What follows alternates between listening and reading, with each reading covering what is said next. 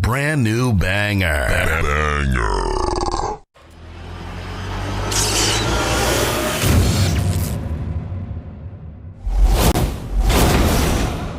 What is your hatred for John Cena? Yo, when Hulk Hogan takes a rock bottom better than you, there's a problem.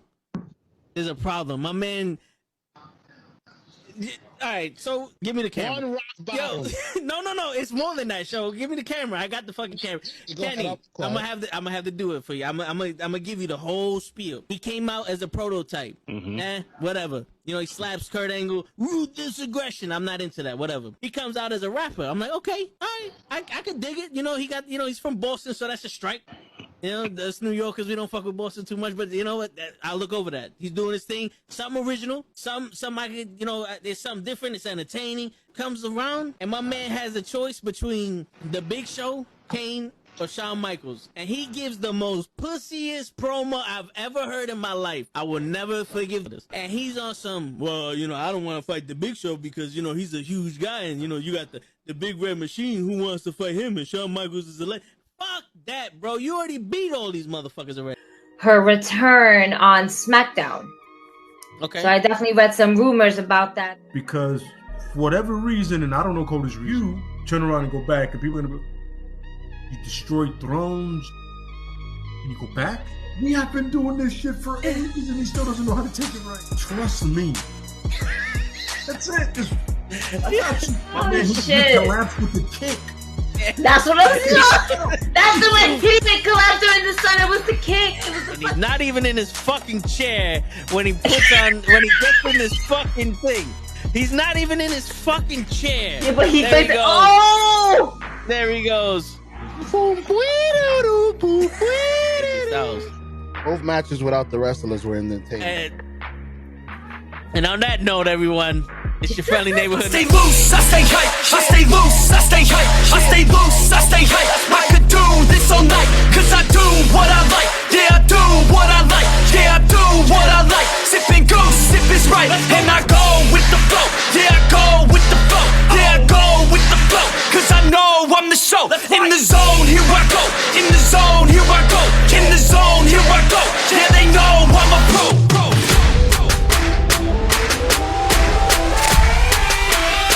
Let's go, let's go!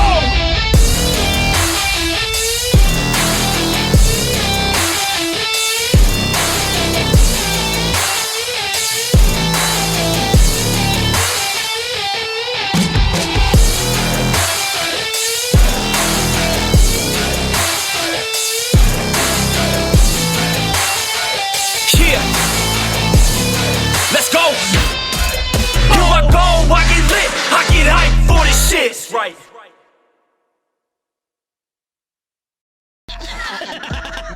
Word. He be like, I got a left elbow and a right elbow. I can break your face with an any elbow. Make sure that you get elbowed in your elbow with an elbow. Got the arm bar, get the phone ball, get around with the arm with the bomb ball.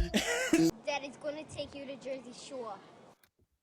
And we are back, and I've been entrusted to do this here as we have a very special guest, a man I know very well, one of my good brothers in this business, finally making his official wrestling return at Wrestlers Lab Showabunga to Mecca Mayhem. It is the game changer himself, Big Game Leroy. Hello, y'all. Ooh, wow, that was good. That was a good pop. Good pop. Big pop. All right, we love that. Right. Thank you, Ray. Oh, what's going on, brother? What's going on? Thanks for having me. Ray was like, over the camera. Why is Ray on the big screen? First he takes my hair, now he does this. Word. Wow. I know when Gigi comes back, that's exactly what she's gonna say, because she's mad because I dyed my hair red. Yeah. Even though Leroy would know this though. This is not the first time I dye my hair red.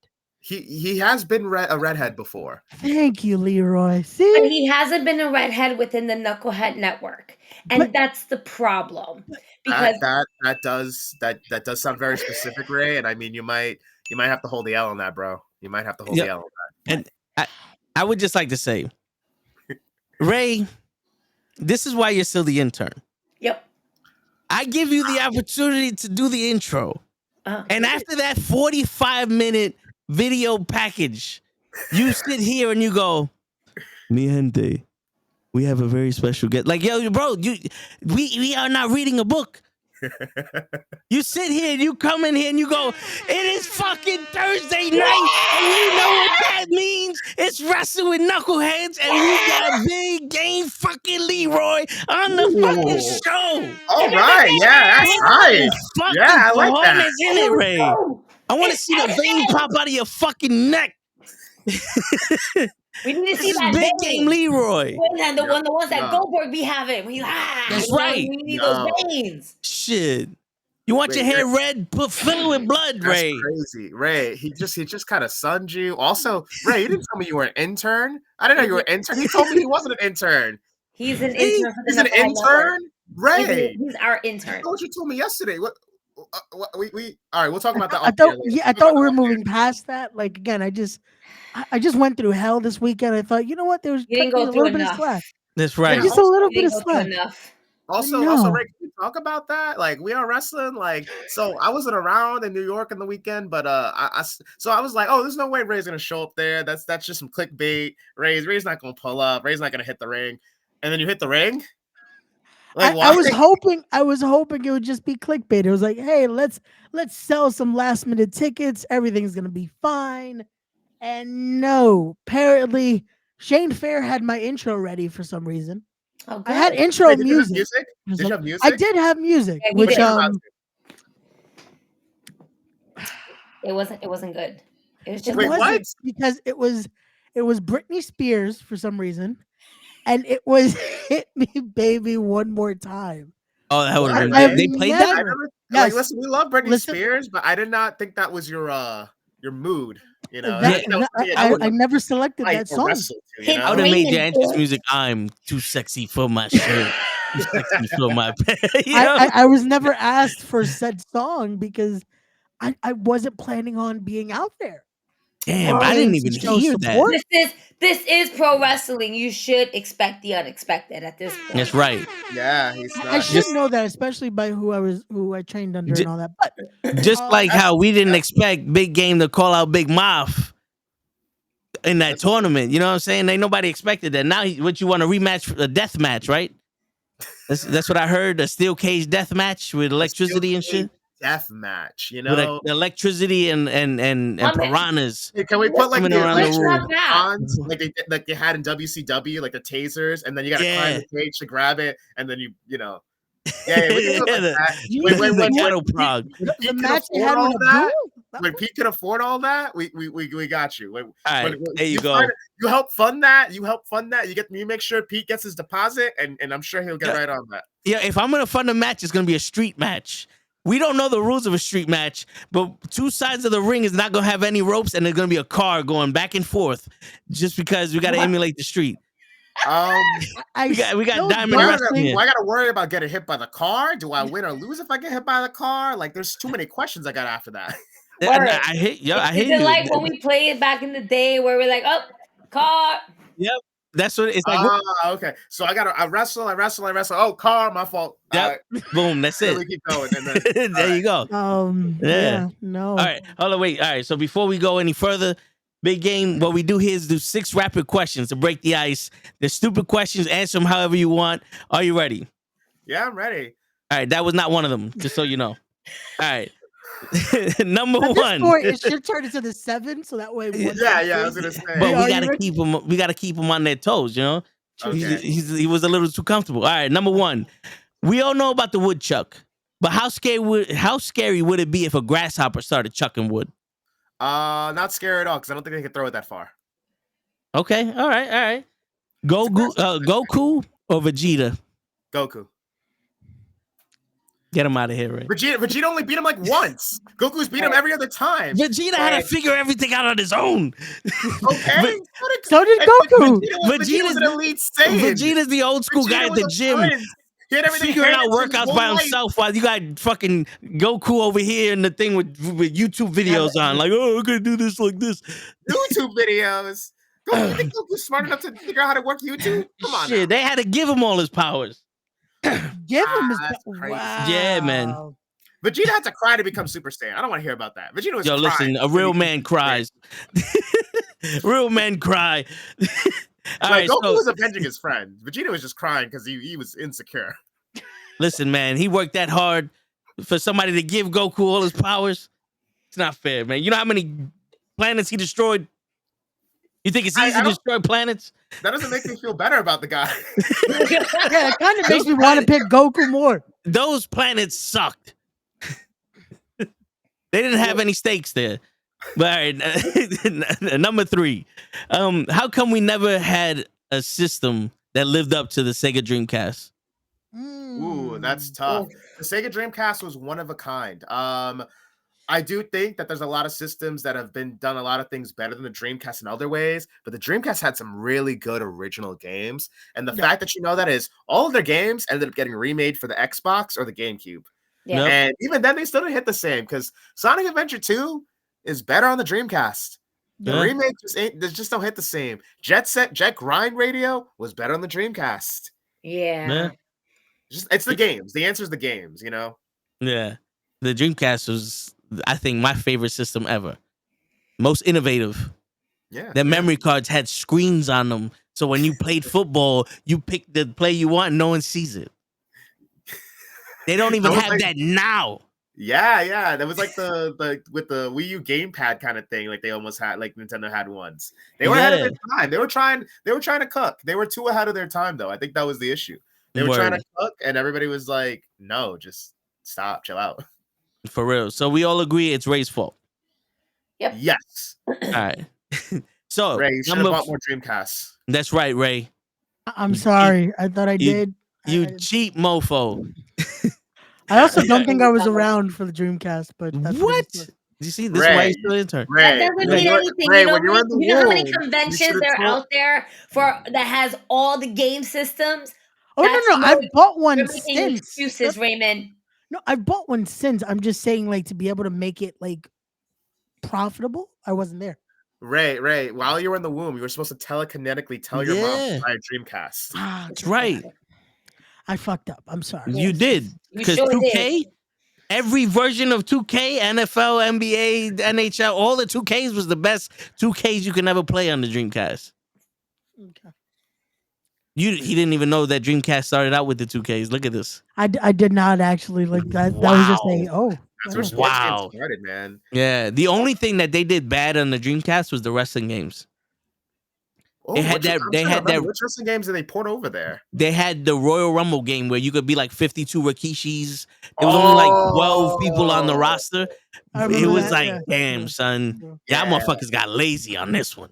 Yeah, damn, that was like post No Mercy too. Like, how you fucking up after that? For real. All right. Number 4, right? That's number 4. If Burger King and McDonald's combined forces to make a burger that mixed the Whopper and the Big Mac together, what would be the name of it? Big McWhopper. The Big McWhopper. Okay. Yeah. Okay. See, I'm over here thinking Whop Mac. I'm not gonna lie. That is also the first thing that came to my head. It was like, what? Like the best part of both, I guess. Fair enough. Well, then, I feel like that also exists. Like people have just like in these crazy like secret menu things, just combine these shits anyway. Oh yeah, right. Like, so I got to go up to the McDonald's and like, hey, McWhop. And then they just pull out like a secret thing from underneath the thing or whatever. Where they call the guy and the guy's like, I got you. he's gotta go on the walkie, like, we got a McWhop. Word, code 6. Whoop, whoop. A special order. Word, right? Shit. All right. Number 5. Now, this one, we're going to pull back the curtain a little bit in the wrestling industry. We're going to get everybody a chance to see the behind the scenes, Ray, history lesson here. Will you be the first one to admit that the original hammerlock is when you hit someone with a hammer and a lock at the same time?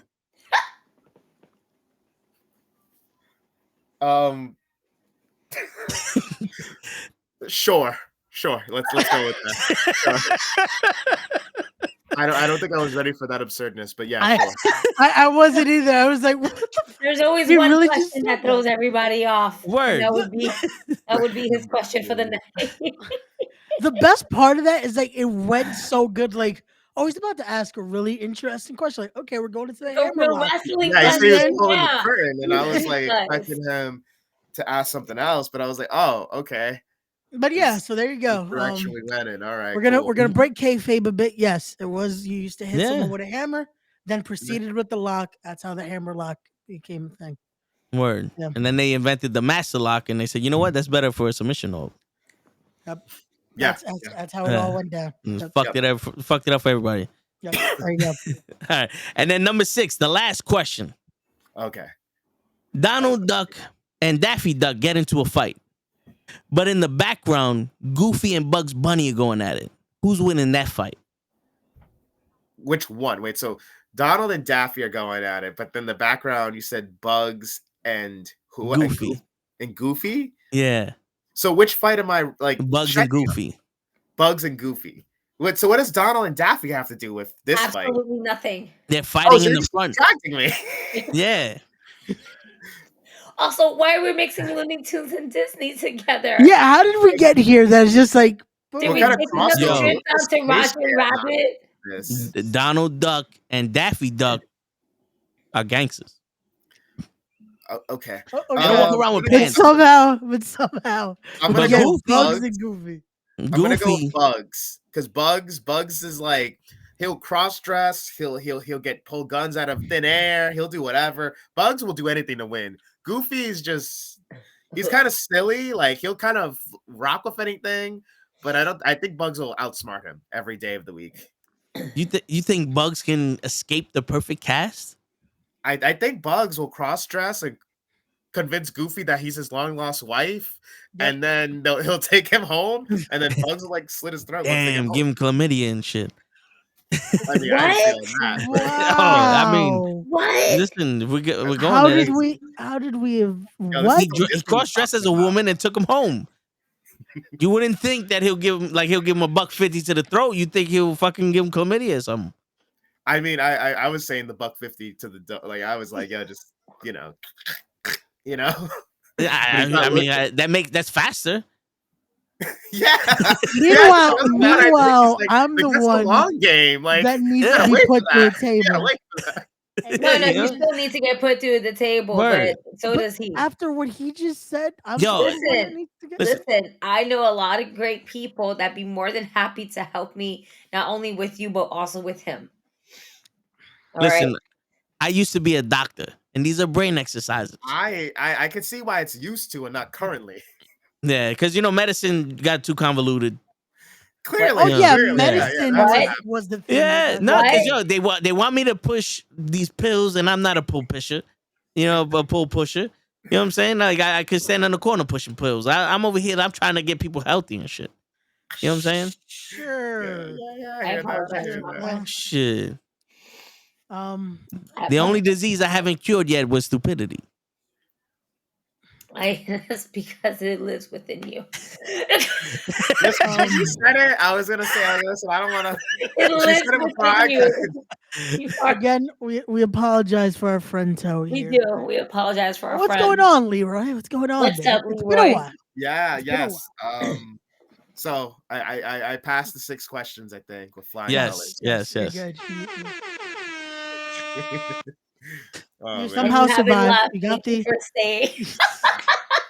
you got your gold coins with that one. You got everything there. Yeah. High score and everything. Word. So Leroy, the last time we seen you in the ring was at We Are Wrestling. You were going up against Dan Moff, and it was just a tragic accident with you. We were there to watch it live. My daughter was there holding the switch, getting those experience points for you more. And then we were like, no. Walk me through that. Walk me through absolutely everything from that moment, because it was gut wrenching for us to watch it, because you are just absolutely loved by all the fans. All right. You're a great wrestler. And there's one thing we hate to see is watch a great wrestler go down the way it did. and it seemed like it was kind of like not to say like a freak accident, but something where it's like you do it all the time in the ring, and then it's just that one mess up. Yeah, I mean, it was weird because I think a lot of people thought I got hurt on the dive, and it wasn't the dive. I did the tope, boom, threw him. It was when he tried to hit me on the post, and I slid off his back. That's when I felt the tweak in my knee, and I was like, "Oh, that feels funny." I threw him back in the ring. I was like, "All right, if I hit this crossbody, if I can climb up to the top rope, I'm fine." I climb up top. I hit the crossbody. I was like, "Oh, I'm good. This is fine." I try to get up, and then I did that little. And I think it's in the video thing that I put it together, and it was like, oh, that little bend. And it was like, ooh, that don't feel good. I threw a really shitty drop kick, and I was like, oh, I can't jump. I tried to like to brace and put pressure on it. I couldn't do any of it. And yeah, no, like I think initially I was like, oh man, that kind of sucks, and this is some pain or whatever. But I didn't think it was that bad. And I found out I completely tore my ACL. I was like, "Oh, that can't be right. I've been dumped on my head and been in more pain than this. Like, come on now. Like this can't be a torn ACL. Like, what you mean? To think that he then does the cross body. Yeah. Well, technically, he's already messed up.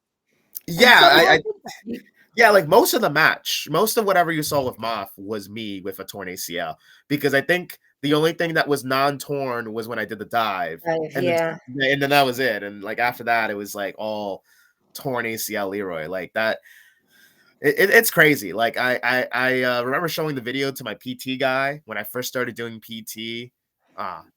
Thank you. Yeah, it was a fun thing to put together. It's the real deal, you know, working on that comeback. But you know, when I showed it to my PT guy the first day I had PT, because I was like, hey, I'm a wrestler. I'm trying to, you know, get back to wrestling and stuff. I'm not just trying to walk downstairs without any pain, you know. Like I need the real deal PT. Like don't take it easy on me. And I showed him the footage. He's like, "Oh, this is pretty impressive. Is this you like at your prime? This is like when you're healthy?" He's like, "No, that was after I tore the ACL." And he was like, "Wait, what?" And I was just like, "Yeah, like I tore it like maybe like 10 seconds before that, and then I climbed and I jumped." He's like, "You jumped with a torn ACL?" And I was like, "Yeah." He's like, people don't do that. You don't jump with a torn ACL. So I'm like, oh, I'm not normal people. Yeah, like he's like, you shouldn't be able to do that. And I was just like, I mean, I'm big game. Like, right? Like after the last time we spoke, I was like, I have to rewatch this match now knowing what I know. And I'm like, yeah, no, it doesn't like, yeah, no. But it's crazy because you can see me gingerly. Like I go up the rope slower than I usually go up the rope. Yeah. You can start to see it, but to still think you pull it off. Like you still do this, you still do that. It's like, yeah, like, no. Like, and me and Toe and the whole Knucklehead Network, we literally had front row seats watching this. Now, when you slipped off of Moff, you know, you did that little, oh snap. And I'm like, oh, he must have landed on his ankle a little funny. Not thinking anything about a torn ACL because you didn't move like someone who had a torn ACL. No, apparently not. It was only towards the very end, towards of that match and everything, that we realized, wait a minute, something is not right. Yeah, when Big Moff took the mic and started cutting the promo, I was like, wait a minute. He's not trying to get the fans behind him. My man's trying to get a moment. It's like, oh, okay, all right. Where's Ray at? It's Ray's fault. How is this my fault here? Because you should have cleaned Moff's back before he went out there. Well, no, this was also like at that point. This was like post like 2 weeks of me getting my ass kicked by Moff as well. Yeah, so like I warned Leroy. I was like, hey man, like I just. At that point, my ribs were still hurting. What was it, Alex Raymond just completely just beat themselves up on top of you or something? Yeah. Very, very weird scene where I don't think we should talk about that too much. Yeah, no. Word. Again, I'm starting to notice the trend of me just at the wrong place, wrong time a lot of times. So you said Moff. Got you. I'm gonna just Yeah, pencil Moff this beat down up somewhere. Ray. Yeah. we need I'm him gonna back. pencil this down. I'm gonna talk to him. Yeah, we need him back. Good. So I know yo, people that know him too. Don't worry about it. yeah, We good. Right. yeah. So before we made you relive the tragedy of your ACL, I want to go back a little further when we saw you wrestle Bougie in the cheat code match. Yes. At Invictus. Yes. Yeah. That was so fun. You pulled out an Xbox.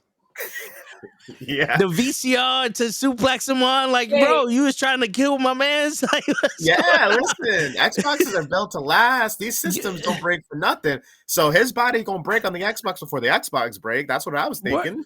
He was giving him the red ring of death. That was the idea. Listen, you know, but I was like, damn, that's like putting Legos out there. So just don't break. Listen, speaking of, I do want to say that is one of my favorite matches of you. Plus, I also got a collector from that. I do recognize. Yes. I think we had a moment where me and him were just like, wait a minute. Yeah, I was shooting at each other. Yeah, let's stand off. And then I think we both realized we were like, wait a minute, why are we just shooting? Wait a minute, let's just get back to beating each other up. Word. It was great. I grabbed it and I was like, if they want it back, I'll give it to them. Nobody asked for it. I was like, I have a souvenir. Listen, matches like that, you take what you can get. That's the fun of matches like that. Please enjoy the souvenir, enjoy the memories. Like that's the real fun of stuff like that. And listen, cheat code match, might as well come away with some souvenirs, right? Yeah, no, for real. My imagination was running wild because we couldn't get an actual rule set for this match. So Pete was like, anything goes. I'm like, yo, big game Leroy puts in the cheat code and he makes the rest is glitch. So I'm thinking you're gonna have a dinosaur come through. You know what I'm saying? Like, the guy from Mortal Kombat just coming through and I'm like, Toasty, something. You know what I'm saying? Like, what if it's like Big Head mode and Tony Hawk? Like, it's just like a word. Oh my God, that would have been epic. or something. Oh man, I'm that like, would have been. shit. That would have been too or perfect. I got like the golden gun from GoldenEye, like the one-hit killer. Damn, you shot Bougie in the foot and he been toast. Right. Just like, yep, I'm dead. Makes sense. I love how Toad keeps saying that. We do have a friend named Toasty. That could have been that should have been it. Just put a cheat code in. Random Toasty Tom appeared. Toasty in there. Yo, not for nothing. Next time you do a cheat code match, come in with a Game Shark, put that shit on the turnbuckle. Anything goes, bro. Shark. There you go. Oh man, that's a throwback. I'm showing my age. Got it just for that. The golden era of gaming I grew up in. It was a great time. Great time. Yeah. But I always wanted to know where did you get I'm gonna just be a gamer and then have the controllers on your gloves? Like, where'd all that come from? I mean, at some point it was like, all right, I like games, I like wrestling. I think that we could mix them together because they kind of go together. Like, I really feel that, and I really believe that. When I talk to folks like y'all, when I see the fans, I'm like, yo, we all like games. We all get what the reference is. We all get what I'm going for and what I'm trying to show y'all. And then it was like, well, I'm not just Leroy. Why don't I just become the big game? And Ray can attest to it. Like, it was a transformation to become this way. I was just Leroy at one point, and now it's big game Leroy because the focus is on, oh, I am the big game. This is where, and you're just all playing in it kind of thing. Yeah, no, it definitely was just a whole evolution, a whole transition from the early young boy days, getting to see the old Cash Flow Inc. days, to seeing just where it began, where even the crowd started to see that change. And you start to see the reaction change. So then you finding yourself, finding your own, and then seeing this fully just immerse of who Leroy is into the character, not even just the person. And boom, it fits so well. Yeah, no, it's been a fun journey. Like, the gauntlets was an idea that I had with my gear maker, Daryl Apparel. We had collaborated, and I had said, oh, I want like I think I explained it to her exactly like this. I think I said, oh, I want like the old Shawn Michaels gauntlets that he used to have in the 90s. I was like, those are really cool. And I feel like nobody's really doing that right now. Everybody wants wrist tape to look like an MMA badass, even though they never done MMA in their life. So it's like, why are you wearing, like, doing the whole MMA tape thing? That's stupid. And then I was just like, and then just the regular wrist tape looked, it wasn't doing anything for me. And I don't even get me started on like leather gloves. Like, I don't know, like, it's just giving creep alert when you're wearing leather gloves. So I was like, nah, we're not doing that. So I was like, let's do the gauntlets. But I was like, what if we could do something cool there? And she's like, well, what if we like put the Joy-Cons there? And since your gear's already you being like a video game controller, kind of like, why don't you put the gauntlets there and put the actual Joy-Cons? And I was like, ooh, that's cool. That's what's up. And then, even adding to it, like doing it the PlayStation, like making it like chunks of the PlayStation controller and stuff. And it just gives us something to add on and really get creative with as we keep cooking and keep putting stuff together, Yeah, no, that is 100% a very original idea. When I first saw that, I was like, that shit's dope. Like, I know for a fact there's no one else out there with a fucking controller in their gloves. Yeah. Apple hasn't even thought of that shit yet. Yeah. Give them a second though. Like, listen, if they start doing that, let me know. I gotta hit them with a cease and desist. Word. Facts. And then I get 20% because I brought up the idea. I got you. 15. All right. Yeah. You asking for too much. Like 20 off rip is kind of crazy. I mean, a little bit too much. Listen, you just got the guy on the part. Negotiations. You start high and you end the way you want. Okay, cool. So you're good at 5, right? You're good at 5%. No, we finished negotiation. Negotiation has ended. I'd have been good when I got you. You would have been like, I would have like, I'll hit you at the IO. I'll see you when I see you. Yeah. You're one of those like, all right, cool. Acknowledge me. Never hits you up again. Just leaves it at like, yeah, I got you. Yeah. He's just left on red.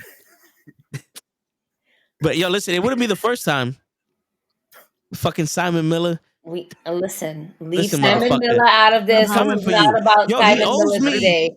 What did he Simon owes Miller me? do to you? Yo, he came on Jabba Tears, the Jobber Slam. Was Jobber Slam 3? Yes. He wrestled Sir Wilkins.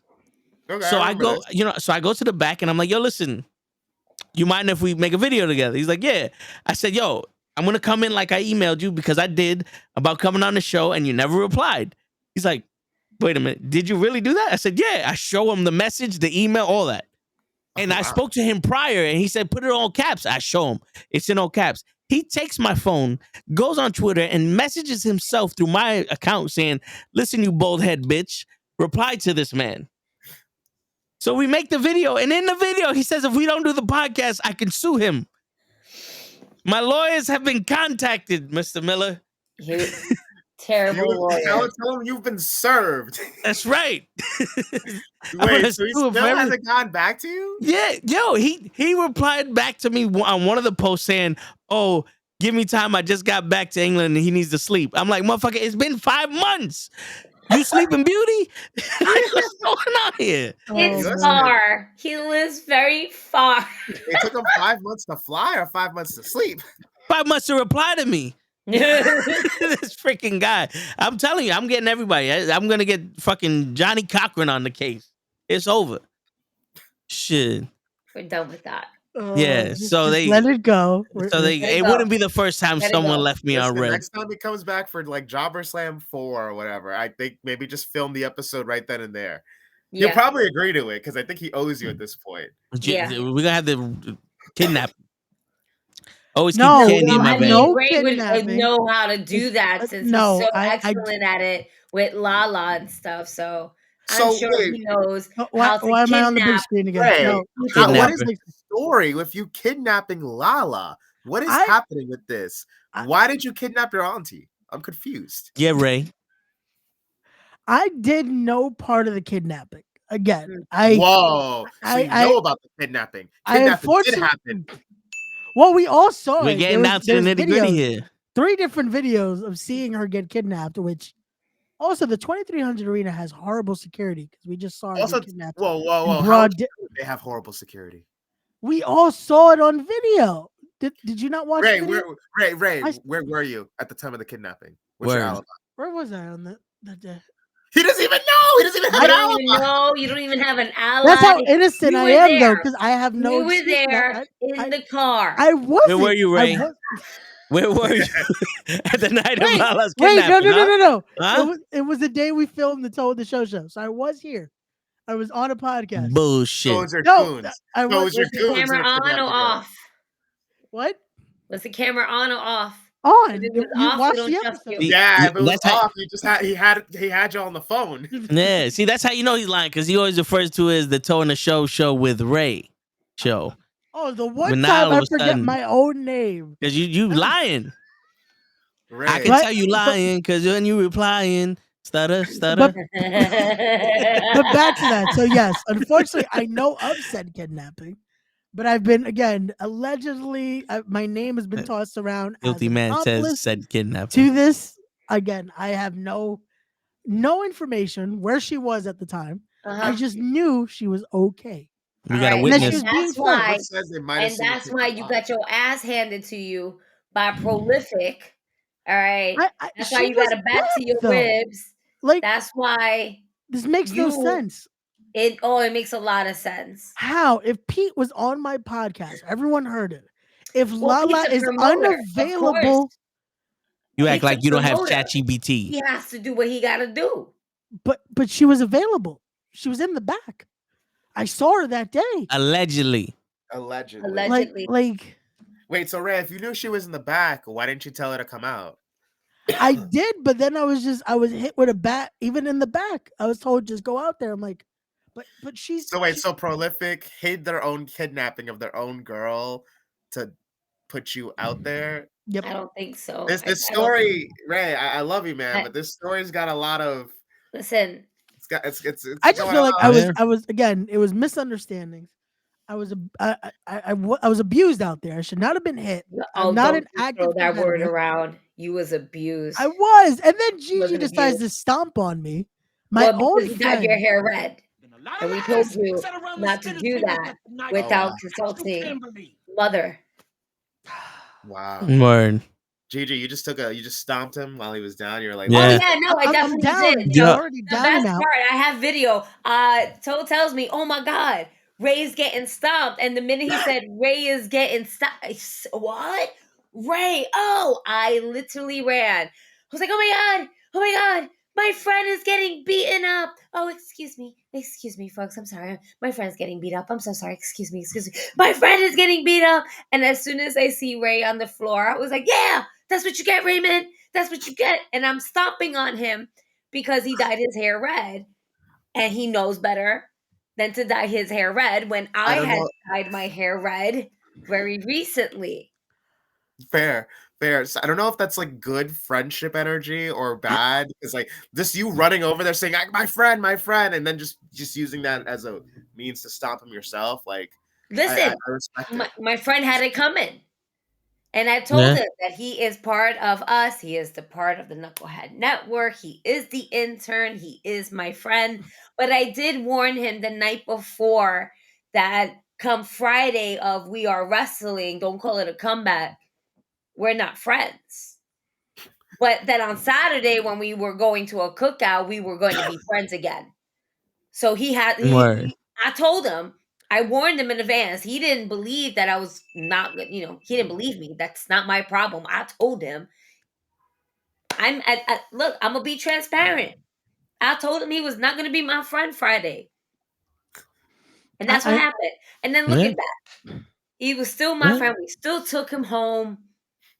Right? We still took you home. I mean, he had to sit on the side though. He couldn't sit on Word. the side. We had to get him a donut. My ribs were Between pretty the bad. rib and then his tuchus, Pretty bad. Pretty bad. Yeah, right. I noticed that day in the Bronx, I had no backup. None of my friends were there. Like no one wanted to help me. I mean, that's what you get when I you don't bring know. it. I'm over here. I'm like, oh shit, they whooping Ray's ass. I turn around to Gigi and I'm like, where the fuck Gigi go? I turn back around. She's stomping him out. I'm pissed off because like shit, I didn't know we could get up in this. I was about to go fuck him up too, but my man started crawling away. I said, you know what? He's having a bad day. I'm just gonna record what I can. That's what BS. Oh, Because you're just gonna Big Baby- record oh, it. no, Big Baby gave you the bad Again, afterwards. no one Everybody decided gave to me the help bad me. afterwards. No one decided to help me. Yo, Like, listen, man. I have to crawl No, away. I got my own beef with Ray. Jorge Santi comes in on the show. We have a nice interview with him. Yo, not even a week later, he got him on his show. And one of the first questions he asked him was like, oh, So Toe wanted to pull the curtain back and reveal the thing. And what talking shit about like if I'm trying to reveal the secrets of wrestling or some shit, and he's trying to put a wedge between me and Santi. But me and Santi are like blood brothers right now. Ray, this is true. I did ask him about that. See, it was a nice breaking the ice moment. And then you wonder why you're still the intern. Yep. Ray, you're getting roasted here. You're getting roasted here. This is not good. What's going on? I had no backup. I had no backup that day. I needed backup. Now I know next time I ever go to the Bronx, I need to call Leroy. Got to call Gango. I got to call someone. No. We know a lot of people in the Bronx. No one showed up. I mean, we don't want to go to the Bronx. I got to get booked to be in the Bronx. You know what I'm saying? Like, I wasn't booked either, but somehow I just showed up. You were booked. You had a graphic. You had a graphic, bro. Yeah, that's true. This graphic was just, again, Brian does great work, but Brian, please stop making graphics with my face on it, because then these things happen. Like there is a graphic out there with my face and Dan Moff's face. I am scared that if this graphic is posted, it will happen. Oh, man. I will share it to the whole world. Listen, I'm glad that the knuckleheads do not have this. It's not real until the graphic comes out. Word. Yep, this is why the knuckleheads will never get in touch with any of these parties. No. To be able to make that graphic happen. It's too late. What do you mean? Never too late. We reached out and touched somebody. And get this, big game. It's not over there, because I had an emergency one show and we had the Scotta Ricans on, and Ray decided to be cute and just fucking kick Gigi off the show like this, just like that, multiple times. Me off. I was obsolete. And the one person that doesn't get kicked off of this show is Gigi. You know what I'm saying? And give us a second. We got an asshole in the ring. Oh shit, this guy. Wise motherfucker. Fix your camera. Sorry about that. My bad. I had to fix the camera. Damn. Yo, do you know that we have a guest on the show? You didn't tell me about the guest. And first of all, Bugs Bunny would have whooped Daffy's ass because he's been running away from a guy with a shotgun for years. He's a thug. Stop playing with my boy. He's not fighting Daffy. He's fighting Goofy. He wasn't fighting him. He was fighting Goofy. They don't got no gun. It don't matter.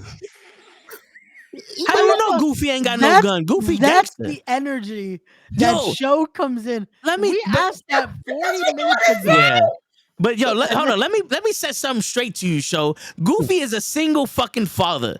All right, there's no remnants of a woman around here. Like, he's raising this child on his own. You don't think that Goofy's a fucking gangster? I'm not even mad at that, because that's like that is facts right there. He's the only one that has a kid. And Mickey, those are his nephews. No, Toasties eye to eye with Goofy. That's what happened. Word. When we listen to each other's heart, we'll find a way. You know what I'm saying? That's my favorite movie. I was hoping someone got the reference. Yeah, that's my favorite fucking animated movie, bro. The Goofy movie. My favorite shit. That's great. Goofy's Puerto Rican? Gotcha. No, Goofy's black. Goofy's fucking black, bro. This is what we got. This is. Yo, big game. I'm trying to get Ray to grow his marbles a little bit. Because every time I say something, he's like, this is where we get canceled. You can't get canceled if you believe what you say. Fuck that, Ray. Maybe. I don't know how, like, I don't know if that's how that works. I'm pretty sure if you say stupid shit, like, you're going to get canceled regardless if you believe it. I said some stupid shit. Shit still stink regardless if you believe it don't stink. You know what I mean? Like, it still stink. But if you take that shit with authority, people going to be like, and keep it moving. You know what I'm saying? That's still not how that works. Like this shit don't stink. People like, yo, my man, that shit stink. But you come out like, yeah, I took that shit. They be like, all right, yo, this nigga crazy. The real man smell like, damn. Yeah, no. He got protein in his diet. Word, he been exercising. I mean, I would hope so, right? It's not. Well, let's get back on track here. We talk a lot of shit over here, Ray. I know we do, but we're gonna get back into the wrestling here. We got my bro in the chat. We got big. We got Big Game Leroy in the building here, so we want to start talking about this because we are less. It's a few days away now. We're getting closer. It will be Showabunga 2 Mecca Mayhem live from the Mecca in Ridgefield Park. Again, this insanity of a match. 5-on-5. Fans bring the weapons. It is truly gonna be insane. Yeah. Now it's even closer. Since the time we spoke, it was one of those of like, okay, it's happening. We're getting there. But now, like you said, it's 10 days away. That realization's starting to hit. How is that mindset going, brother? I mean, I got a doozy in my first match, but like that's the story of my life. Like that's how it always goes. Like, well, why would it be easy? It's okay. I don't play like. What's the fun in playing a game on easy mode? Like that don't mean nothing. Like that ain't fun. Why not? Why not start the game? You know how like when you start a game and it asks you what difficulty you want it at, and then you go up to like legendary or you go to like extreme, and then it says, not recommended for someone who hasn't beaten the game before, and you click it anyways. That's what I'm on right now. That's the playthrough I'm on match. Like I'm like, listen, I know it's not recommended, probably not for my health, probably not for my career longevity, but listen, I'm here for a good time. And I got some beef, I got some scores to settle. Max Zero is somebody I got a score to settle with. And fans bring the weapons match. I feel like that's right up my alley. Listen, I see my friend over there with tons of weapons. I see him with that Xbox. Ooh, what is that? Xbox 360. Oh, okay. Ooh, that's the ultimate weapon for you. Baby oil. I'm sorry, I'm not Randy Orton. I don't really go crazy with the baby oil like that. I'm not Orton. You squirted in their eyes. Ah! I thought Johnson & Johnson was like no tears. Yeah, right. That's why it's legal from the athletic commission. I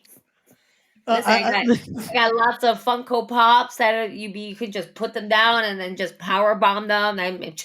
Those big heads hurt, This is a headlock machine. You just wrap it around the head and you take them wherever you need to go. I'll bring the weapons and I will beat everybody up with whatever y'all bring. As long as it's not nobody's baby, ain't nobody's dog. What's that? Let me see. Little mini computer. Yeah, I'll beat him up with that. I don't care. Big game.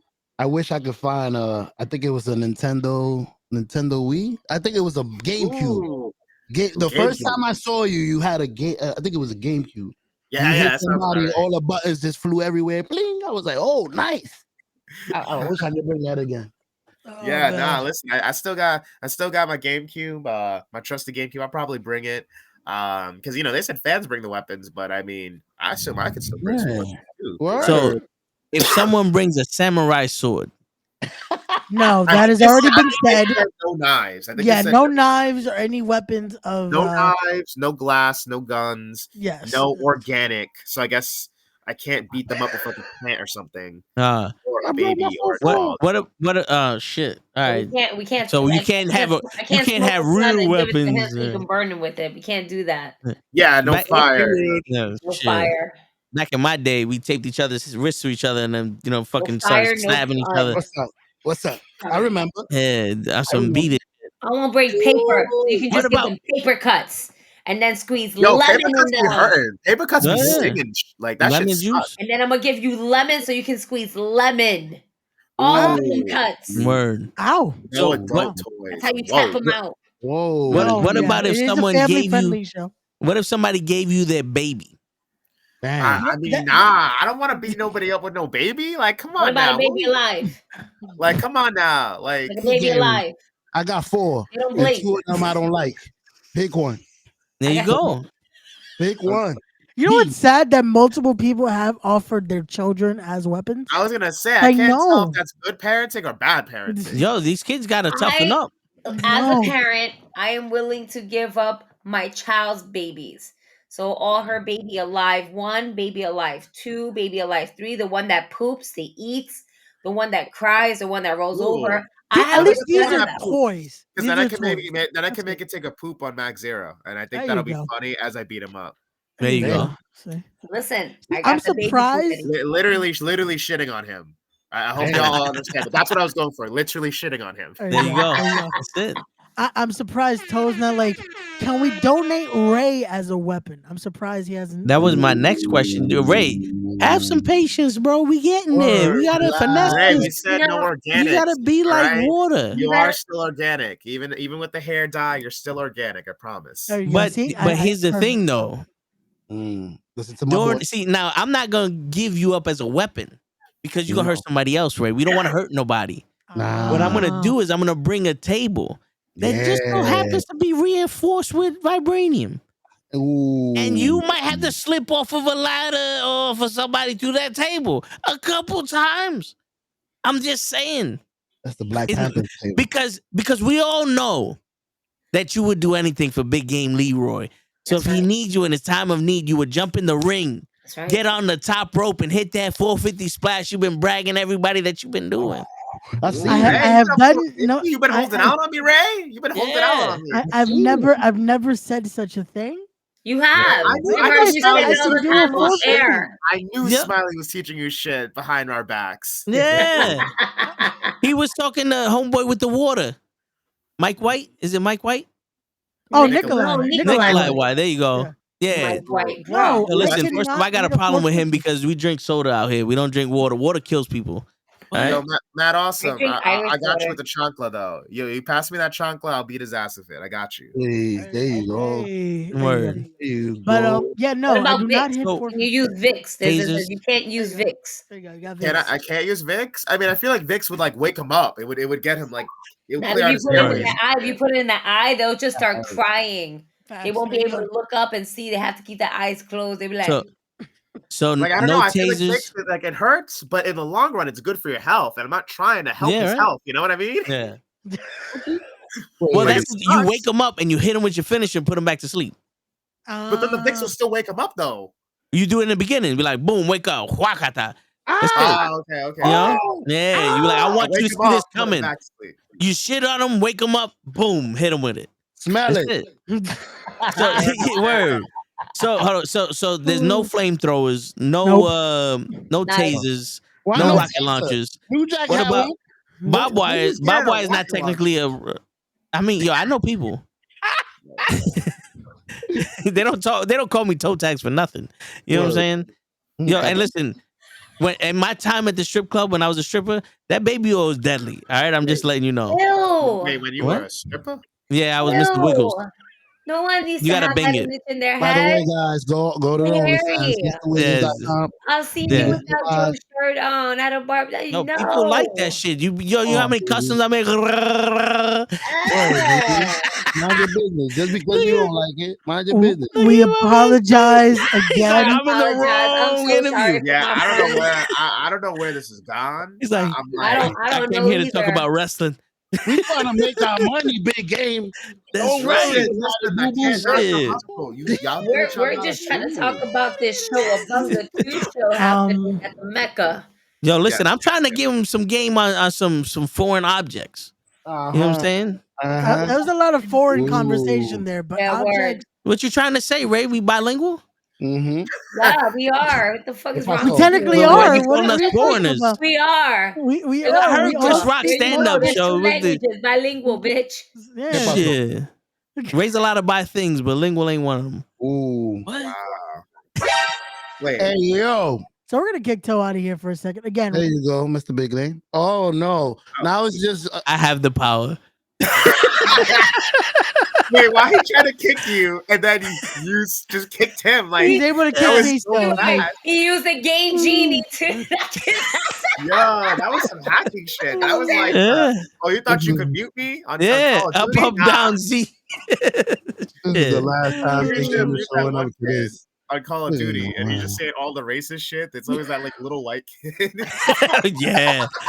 Shit. He's like, I'm pretty sure all of y'all are, and you're like, yo, you get the fuck out of here. Word. So let me ask you, in this match, who is going to be like your biggest target to overcome? Definitely Max Zero. Me and him got some beef. We got a little bit of history. It's been a while since I've seen him, but he's always griefing me on Twitter. I have not forgotten what he's done to me in the past. He's stolen my Switch in the past. He has made fun of me. He has disrespected me. Yes, like listen, there are certain things you don't do in life. You don't pull on Superman's cape. You don't piss in the wind. You don't touch big game Leroy Switch. All right. And listen, like he already messed with all of that. And I'm still coming for him, man. Like seriously, like, I don't care how long it's been. I ain't been in action in a year. I'm seeing him in this ring. We're right across from each other. Fans bring the weapons. I'm trying to bash his brains in with a console. I'm waiting for y'all to tell me what I'm saying, but yeah. Nunchucks. What about nunchucks? Nunchucks, yes. Let's do it. I'm not good with nunchucks. I'm not even gonna lie to you, but I'll try. Yo, if you ever played the Ninja Turtle game, you got the boom. That's it. Same shit. I mean, I was more of like a Raphael guy with the stick. No, with the size. Yeah, the size. Okay. Yeah. We got those too. No, you can't take that again. Yeah. Oh, right. Give me like they have rubber training size. You poke somebody in the eye out. What the heck is a sai? I thought that was a fork. That's what I used to call it. No, it does look like it's not a fork because they're not all the same. They're not all the same length. It's 2 little prongs and 1 big prong. I don't know what. Listen, looks like Hell's Kitchen. And it's a fork because it has 4 things. I'm just fucking with y'all. All right, so before Ray got us way out of the fucking conversation as usual. Always, he don't talk about shit for real over here. Don't be rude. Dude, how excited are you to get back in there? Oh, I'm super stoked, man. It's been too long, and I've had a lot of time on the sidelines watching so many things pass me by, and I'm like, I'm ready to take it back. Almost a year of my life has passed me by, and I feel it, and I'm trying to get my life back, because wrestling's my life, and I'm trying to take it back. I'm not waiting on the sidelines no more, and I'm pumped. I'm ready to go. Like I have not. I feel like I've been waiting for Christmas. Except it's been like 10 months waiting for Christmas, you know what I'm saying? So like, February 18th, I get to open up my presents and I get to go to town. And I guess in this case, the presents are whatever weapons y'all bring for me, you know? Nice. So how was the recovery? Because I went through 2 shoulder surgeries. I know it's not the same thing as a knee, but sometimes it gets a little difficult. How was the recovery for you? It was pretty smooth. The beginning part sucked. Like I couldn't walk. I couldn't, not having much mobility and stuff like that. Like it was tricky. It was tough. It definitely weighed on the mental early on because like I was just stuck in bed, literally just stuck in bed. Thanks, Matt. I appreciate you, bro. And like, but getting through that, like, after a while, it was like, okay, I just like making progress. Like, okay, can I walk? Can I run? Can I jump? Can I cut? Can I like do complicated workouts and movements and shit, like that was, so it wasn't even like, oh, I got to get back into the ring. It was like, nah, I got to be able to like get to each step. Cause that's the only way I can look at it. If I try to think about like, okay, can I get in the ring and do a drop kick tomorrow? Like that's not going to help me. Cause I'm not even close to there yet, kind of thing. It's like learning how to walk all over again. Literally. Instead of a baby as an adult. Yeah. No, they literally told me that. And I was like, damn, that's kind of humiliating. I'm like 27 years old. That's crazy. But I got you. Heard you, Doc. Damn. He's a little baby over here. Who have you been training with to kind of get your movements back and kind of like your groove back in while you're in the ring and whatnot? Well, I've stopped by the T2T wrestling school a few times and some of their open rings and just getting some movements back. There's some certain students like Shotgun Adams and there's too many students to name, but he's one of them who's always trying to like get in the ring with me and lock up with me.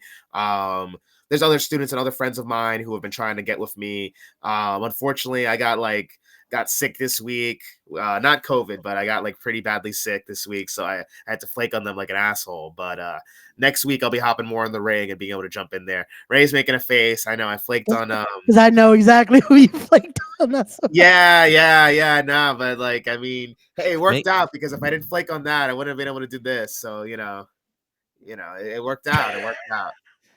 Yeah, no, this cold sick bug has been going around for like the last few weeks. Like me, I lost my voice at We Are Wrestling, especially screaming that my friend was going, getting his ass kicked. And you jumping into it too probably didn't help either. But then on Saturday, while we all went to hang out, got a little sick down there too. And then on Sunday, it was like, oh, I'm sick. Like, Yeah. this hurts. Yeah. I can't breathe. That was my realization Sunday of like, I started to feel a little sick. I'm like, yep. That's how you know it was a good weekend though. See? That's how you know it's a good weekend. I was born in the 80s, so I don't get sick. Me neither. Bro, This is the one who barely had a voice on Monday. Well, that's because, first off, that's because No. like 20 pounds of asbestos fell on my fucking face, Listen. and all that shit got attached to my fucking throat. Ask Show how dirty the fucking lights are in my. I shall be back. I need to So, put my in child my to office- bed, and before all she right. decides to curse your ass out. Mm-hmm. Got you. Yeah, no, All she be right. cursing me. She be cursing me out like crazy. Yeah, no, baby. I allow it. As long as she's Yeah. here with me, I will allow it. Yeah. It's only for wrestling purposes. Yeah. Yeah. It's fun time. And then like, Raise next. Yeah. full blown, like F words, S words, go fuck yourself, all this. Word, the finger, all that shit. Gigi, I gotta record her saying Man, fuck you, Mama Webble. Mighty call Mama Pinga. for me so I can have a button. We can make that happen. Please. You just gotta show up. The Gigi will be back. Yeah. Right. But Fair yeah. enough, fair enough. So in my office, we hung up a basketball rim, like the one that you put on the door. But there's like poles that holds the lights together. So when you hit the light, the dust comes down. And they never dusted this shit. So I went up there and I dusted the lights, and all that shit fell on my fucking face. So ever since then, I've been having like a raspy voice and all that. So it was the asbestos of like 900 years trying to come get me, and I fucking ate that shit like a G, and I'm still standing. No weather change is gonna come after me. It was like Mike Tyson, spinal. Yeah, he's like, I adapted to that shit. Word. I get One little sick. of dust and he was dying. Just like, you ever seen the movie Any Given Sunday? Remember when Jim Brown's like, you gonna get a stroke? Like, I don't get stroke, motherfuckers. I give them. That's me. That's you. Damn. That's powerful. That's powerful shit to say. The rest of us do get sick, and yeah. I'm not I'll have you We're know, still- like, this is the first time I've been sick in like 7 years, but like whatever. Like, Yeah. and honestly, I've only been sick for like the last 2 days. Like, I feel much better now, and I'm like, I'm pretty sure I'll be good by tomorrow, and like, I'm gonna keep it moving. That's Literally tomorrow, if I'm like, as soon as I wake up and I'm feeling good, I'm like, I'm hitting the gym. Like I gotta keep it moving. Like, you know, I don't know any other way to. I'm not programmed any other way. Word. No, definitely. I hear you. So going back to your recovery, do you have any moments where you feel like you're limited because of your knee, or do you feel like you're back at 100%? I feel like I'm at like 85-90%. Like, I feel really good. Like, I feel like I could wrestle a match tomorrow if I needed to.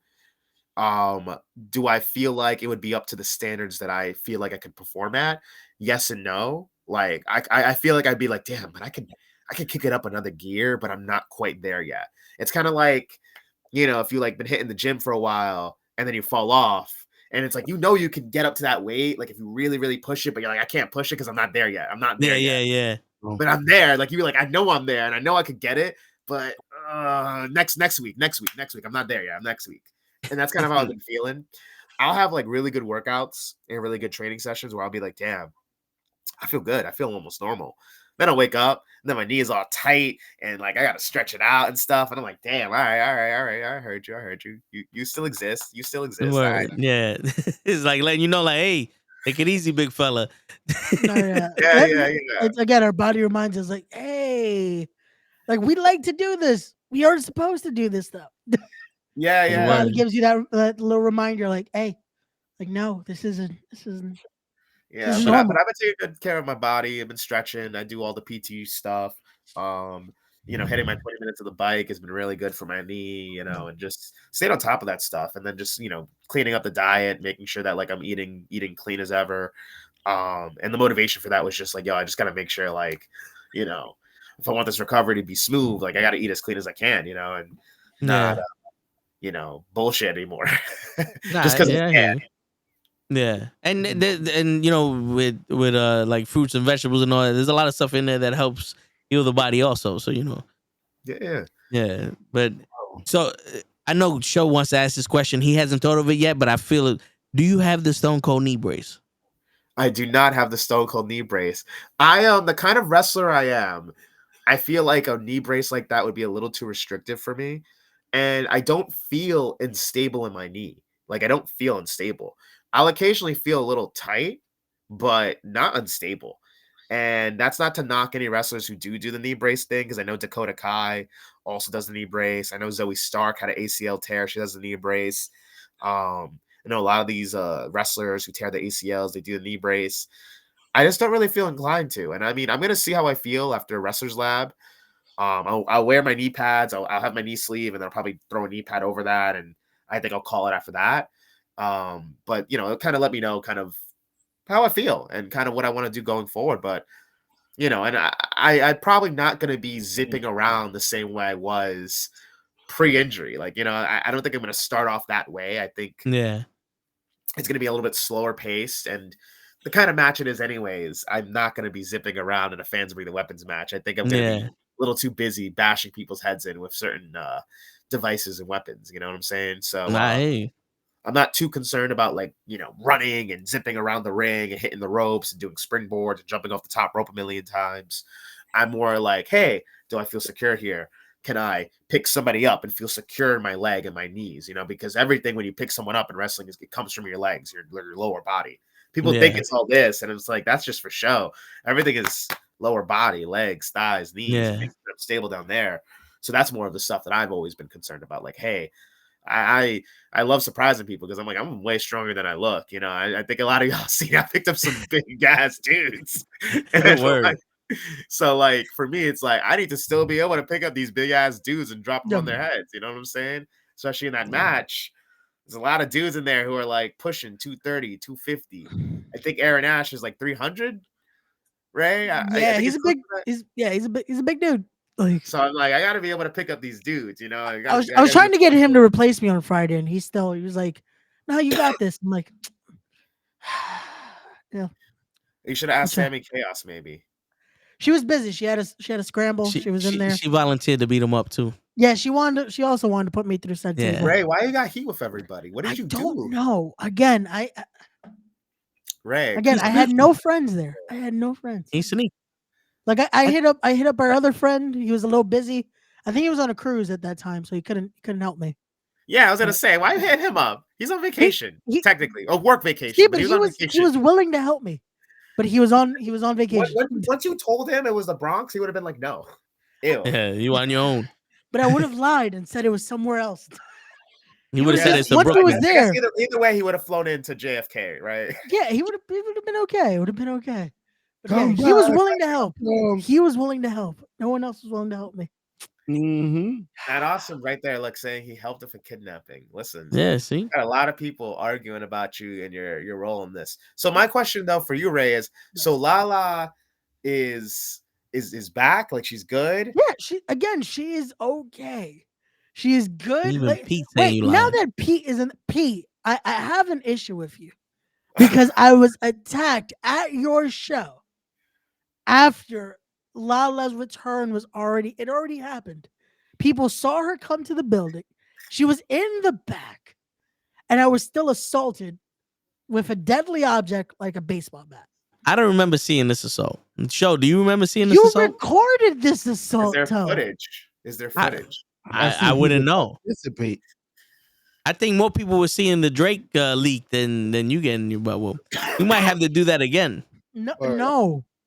It's over. Big Game, you want in on this?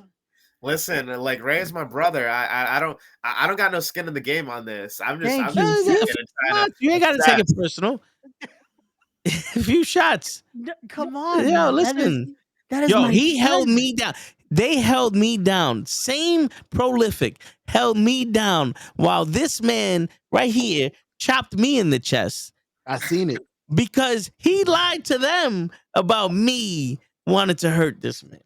No. You said a lot of these things like you're doing now on the air. There was footage and nobody in how? Even Mike Law saw her in the building. He speaks for people. Big Game. Wait, wasn't present for the pre-show. There was a safety meeting? Where was this meeting? See? Ray, where were you for that meeting? Yeah. Apparently, I missed the safety meeting. And Well, that's why what you weren't very safety was? safe. I Maybe that's guess why you so. weren't safe. Yeah, I see? guess so. You did it to yourself. No, that meeting is literally every show. Like all the town have to be there. I mean, technically, Darius Carter ends up not being there because Darius Carter will show up right before main event. No, Yeah, I heard that. Surprisingly, he was there for. Oh wait, never mind. Was he? Yeah, was he? you know, it's funny. I heard that from somebody because he was at the meeting, but and they were like, "Well, that's if he decides to show up for his match." I said, "Wait a minute, what?" I'm like, "Don't tell me this shit after I done sponsored his ass shit." No, Darius will show up. Darius will pull up. Nah, yeah, he's cool peoples. But all right, so see how Ray changes the subject? That's right. Yeah. We was having a deep conversation, Ray, and then you just changed the subject. Because you make it all always about you, Ray. I'm tired of your shit, Ray. Yeah. So big game. Have you taken the opportunity to change your game up a little bit? Yeah. No, I have a lot of ideas, a lot of things that I'm kind of excited to kind of show to you guys. A lot of moves, a lot of ideas, a lot of new things. And I'm not very big on like surprises and spoilers, but I will say like the next few months, I don't have a ton of dates locked in. I don't have a ton of things that I'm doing right away, but I will just say pay attention to what I'm doing and then pay attention to how I'm doing it. And everything that's going to happen for, I think, this next playthrough of my career, it's going to come from this. And I don't think there's anything else I could say more than that. I don't like doing amp. I don't like doing gassing shit up if I don't need to, but like this next playthrough is literally, it's getting started by these next 2, 3, 4, 5 shows that I'm on. And like, after that, we're just going. We're speed running the rest of this shit. Nice. There you go. So would you like to take this opportunity now that Pete's in the building to say that Rob Killjoy is a very lucky man because he's holding your title? Listen, am I hearing that correctly? Listen, I definitely understand that Rob Killjoy went through that tournament and he earned that championship. He is a fighting champion. I watch the product. I pay attention. He just beat O'Shea Edwards, and he deservedly so. Jarrett Diaz is a worthy contender. Jarrett Diaz is one of my boys. I love Jarrett Diaz. But I'd be lying if I didn't say that I didn't look at that championship, look at that whole tournament and go to myself, damn, my knee didn't blow out. What could have been, man? What could have been? And I don't do the what could have been. My brain starts going from what could have been to what should have been, and then I make it what it needs to be. So I'm like, listen, I got goals. I like to climb the top of leaderboards, and that championship is real shiny and real pretty. And that's the best high score I can get at We Are Wrestling, and that's what I'm aiming for. Absolutely what I'm aiming for. And I know Pete knows that. I don't think I needed to cut this promo for Pete to know that. And yeah, I don't think it's a surprise to anybody that will be my focus when I come back to We Are Wrestling. Like, word, the top of the company. You know what I'm saying? And Pete, I want 20%. Yo, why this big? What is with the 20% every time? Because Bumpy didn't ask for 20% and he died in a video store. You want us to stop our OnlyFans, but then you want to cut a come on, Ray. Yeah, dude. Decide, Ray. Ray. That's crazy. I got a strip for my kids, Ray, and you want me to stop doing this shit? My kids. Wait, now you have kids all of a sudden? No, I don't have kids. I'm just saying. Oh, this is what I tell people. Oh, okay. All right, here we go. I don't blame them. No moves against Dan Moff, please. Listen, I got you. You. We need a street fight between Dan Moff and Big Game immediately. He needs to get that I will back. very happily see Dan Moff again because I owe him a genuine matchup. I owe him a genuine match, and I would not be afraid to get back in the ring with him. That's right. See, Big Game Leroy. I don't duck people in this industry. I don't duck opponents. I don't duck matchups. If Dan Moff, I feel like there's some unfinished business there. If that's the matchup that we need to have, we need to run it back to see what really will happen when I'm on 2 good legs. Let's do it. I'm game every day of the week. There you go. So Big Game Leroy has no problem with facing Dan Moff. Again, I do. I will not be facing Dan Moff. So just in case Pete is still trying to make jokes in the chat, I will not be facing Dan Moff. Off air, he be talking mad shit about Dan Moff. I heard him. I do not. Don't say that because Dan Moff again has my number and knows my address. Let's Damn, stop. he knows your address. Yes, he does know That's my crazy. address. So let us not say that because Dan Moff will call me and tell me to come downstairs. He said that my phone. Yo, yeah. He He'll be said like, he'll "Yo, be come waiting down." for you downstairs. Mhm. Be like him downstairs. Mhm. So That's crazy. let's not say anything bad about Dan Moff. All respect for the Bayonne badass. Mm-hmm. I did hear there was a graphic. Pete's saying we still have that graphic. There's a graphic. I told you, Ray. If there's a graphic, man, that means it's real. You gotta prepare for it. I am thankful that the graphic was never posted, so no one needs to know. No, Again, Ray, help training. I got you. We'll train up together. I got you. I'll get you ready. Why, Leroy? Why? Word. Hollywood Ray's cutting you guys off from the Hollywood Ray. Wow, that is Can we have, if we're gonna do Hollywood Ray? Ooh, they put he doesn't have an opponent yet. So there you go. Big game Leroy could be his opponent, not me. We need a Bob Wire street match.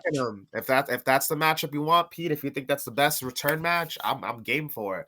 See, or if you want Ray to do it, honestly, I'll make sure Ray is ready for it too.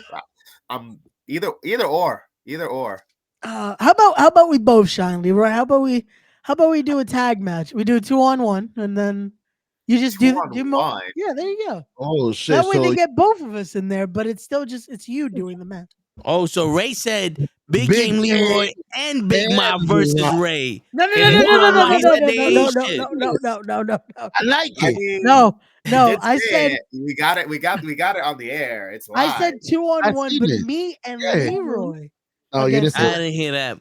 Oh no. Leroy, you heard that, right? Incriminating. You don't look so good right now, man. Come on, Leroy. Again, it would be us against him. I think we got it. I think we got it. I mean, you better be ready to bring out that 450 then.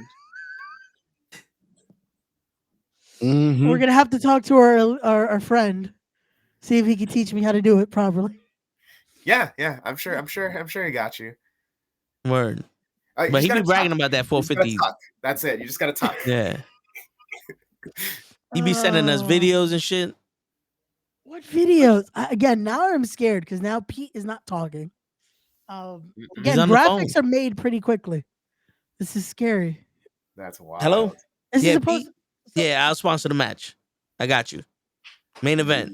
Big Mouth versus Ray. Got you. Tables match? Beautiful. All right. Talk to you later. First to go through a table. Loser. He said no. All right. That's fine. We listen to Queens out here. We do listen to Queens. It's all right. It's all right. But she also didn't want me to die. I heard her that day. No dying. So I can't die either. I can't face Dan Moff. I'm sorry, Pete. You tried. It's over with. No. Don't speak for her. She didn't say that. She only said that about Big Game. She didn't say nothing about Ray dying. She said it to my Ray. Big Game is over here about to beat up Ground Zero. Max Zero. But he's gonna be in the ground after fucking February 18th. I saw what Totak Good recovery. Yeah, Good you know what I'm recovery. saying? Like shit. He was cooking. He was spitting. Yeah, Good recovery. Good recovery. You know what's funny? I know Mr. Loki. BS. I know Mr. Loki doesn't know this, but my gimmick used to be the Law Ray removed. The Law Ray. That used to be my gimmick. Yeah. The Law. That's you have the gavel and everything. I did. That's wow. I need to see pictures of this. You fought it probably is somewhere. There probably is pictures somewhere. But yeah, I feel like those exist. That was we could find it. Good Facebook times. Facebook memories. Definitely. But so again, we're talking about this return now. We're getting closer and closer to next week. It will be for Wrestlers Lab, but it was also confirmed with the return of Invictus, you will be making your return in March. It's happening. Big Game Leroy makes his way back to Invictus. So your thoughts on that? Yeah. No, Invictus. I know the timing of it's fascinating because I'm out with my injury. Invictus takes a sabbatical for an extended period, and they're trying to reset and start a new era of Invictus. I'm trying to reset, start a new era of Big Game Leroy, and it's perfect timing, right? And listen, I'm the longest reigning champion in the company's history. Held the championship for over a year. you can't have Invictus without Big Game Leroy, and I know it's mutual; it goes both ways. So I'm excited to be back. I'm excited to be a part of the first show back, and I'm excited to help lead the company back into a new direction. And between Wrestlers Lab, We Are Wrestling, and Invictus, this is what I mean with like, hey, just pay attention to what's simmering right now. It's 3 companies right now, but like pay attention to what's simmering, and like, because that's going to be the start of everything else, man. And we're going to go from there. And yes, I did get robbed of that title. And because my focus in Invictus is getting gold back again, getting my championships back. That's all I'm focused on. Every company I'm in, that's what it's all about. He raised that, And during Black History Month, exactly. Listen, the disrespect be wildin'. People be wildin' during this month. You know what I mean? We got Carmelo and Trick turning on each other this month. It's wild. It's wild out here, man. Us black, we deserve better. Us black folks deserve better. But nah, gold, championship, titles. That's what I want in every company I'm at. I'm trying to be the top guy every company I step into, because after this injury, after what I've had to overcome, what I've had to go through just to get back to the ring, I feel like this is the best version of me that y'all are gonna get. And I feel like that best version of me deserves to be at the top. You know what I'm saying? Yeah. Yo, so you're gonna be Ultimo Dragon by the end of the year. All them belts and shit. That's the hope. I gotta have one on my neck, one, the arms, maybe the waist, and maybe I'll have like a cross shoulder, like cross bag kind of vibe. Like the statue and shit. Yeah. And then we call you the cross-play champion because you all these companies, all these titles. There you go. Yeah, cross platforms. That's what's up. That's what's up. Probably the great. It was a pretty awesome call, Pete. I mean, awesome. Like, it was a great call, but like, the situation wasn't. Yeah. It was great commentary. What the action you had to call is, Yeah, definitely. You just had to do the job. You had to do the job. Which that's also a thing I'm hoping to get to do more this year, because before the injury, I did get to call one of your matches. I'm hoping that now in 2024 we get some more companies to bring in the good brother. Call some more of your matches. Yeah, absolutely, man. I think it's a pleasure whenever I can have you do that, man. And I would definitely love more of that, man. I definitely want to work with more of my brothers as I'm continuing to do the second half of my career as I'm looking at it. Definitely. Can't wait to see it, man. But let's now go into that. Again, we talked about confirmed places. Let's start talking a little bit about some things you would like to also make happen. You talked about gold, but also some opponents you would like to step in there. I know, again, I know you very well. I know you're not looking past, again, next Sunday and then coming up in March. But if you could put into, again, the future a little bit of some people you would like to step in and switch it up in there with. I've always said for sure Darius Carter is someone that I want to step foot in the ring with. Darius Lockhart, Darius number 2, as I still said, again, after what happens at Alshea, that's it. It's just the winner of that has to face Leroy. Yeah. Whoever's the best Darius, you know what I'm saying? I would I'd be remiss if I didn't mention the unfinished business I feel like I always have with a Jay Bougie. He has been running his mouth over and over every single time. And he definitely cheated our boy, Matt Awesome, out of that match. I feel like he used every single cheat. Yeah, we were talking about cheat code match. He used every single cheat code in the book. Like, Jesus. Yeah. I was like, geez, man. Like, at this point, just give him the title. Like, you clearly can't hold it no more. So, I think definitely by this playthrough, it's definitely like a bit of unfinished business. I'd love to get in the ring with Patricia Dora, really test my mettle. Jordan Blade is another one. Eel O'Neill is another guy who I want to rematch with. I've never beaten him, and I've faced him quite a number of times, and I don't like losing. I get a little bit of a rage quitting gamer rage sometimes, and Eel O'Neill really brings it out of me because it's like I've never beaten him, and I need to scratch that itch and make sure that that's not a thing that anybody can say anymore. Got you. No, definitely, and it works out, especially with Wrestlers Lab at the moment. Eel is holding that championship, so did not realize that. Yeah, that is interesting. More gold. Like it writes itself. Right Yes, in game sir. with Leroy. Look, Pete is saying there's an incredible matchup we have lined up for Leroy. I think this opponent Ooh. worked right in game with me. Listen, I like surprises. And I'm always game. I just hope that they're game. I hope they're ready because the energy I'm bringing back for this comeback, I hope they're ready for it. Word. It's gonna be more energy than Ray did the intro. Yes. I thought the intro worked. Leroy, did you have a problem with that intro? I didn't have a problem with it, but then Toe Tags did his intro, and it was like, damn, he blew it out the water. Like it was like, dang. I thought mine was very genuine. Again, it's my brother here. Like I'm not, Ray, maybe just like a shot of espresso, some coffee or something. my bad. Again, it's been a long week. My ribs still hurt. Again, I was hit with a bat. This is not. Damn, we're gonna talk about these ribs all episode. My ribs still hurt, man. Oh man. News fast. Like the fact that you did the intro, and I'm here like, oh, Ray's gonna bring the energy. Wow. Yeah. I feel like I'm John Travolta in fucking Pulp Fiction. Bruh. Word. Where was it? Toe. That's crazy. Never again. Yeah. Never again. Yeah, for real. You had one chance and you blew it. Unbelievable. Damn. Leroy said my intro was fine.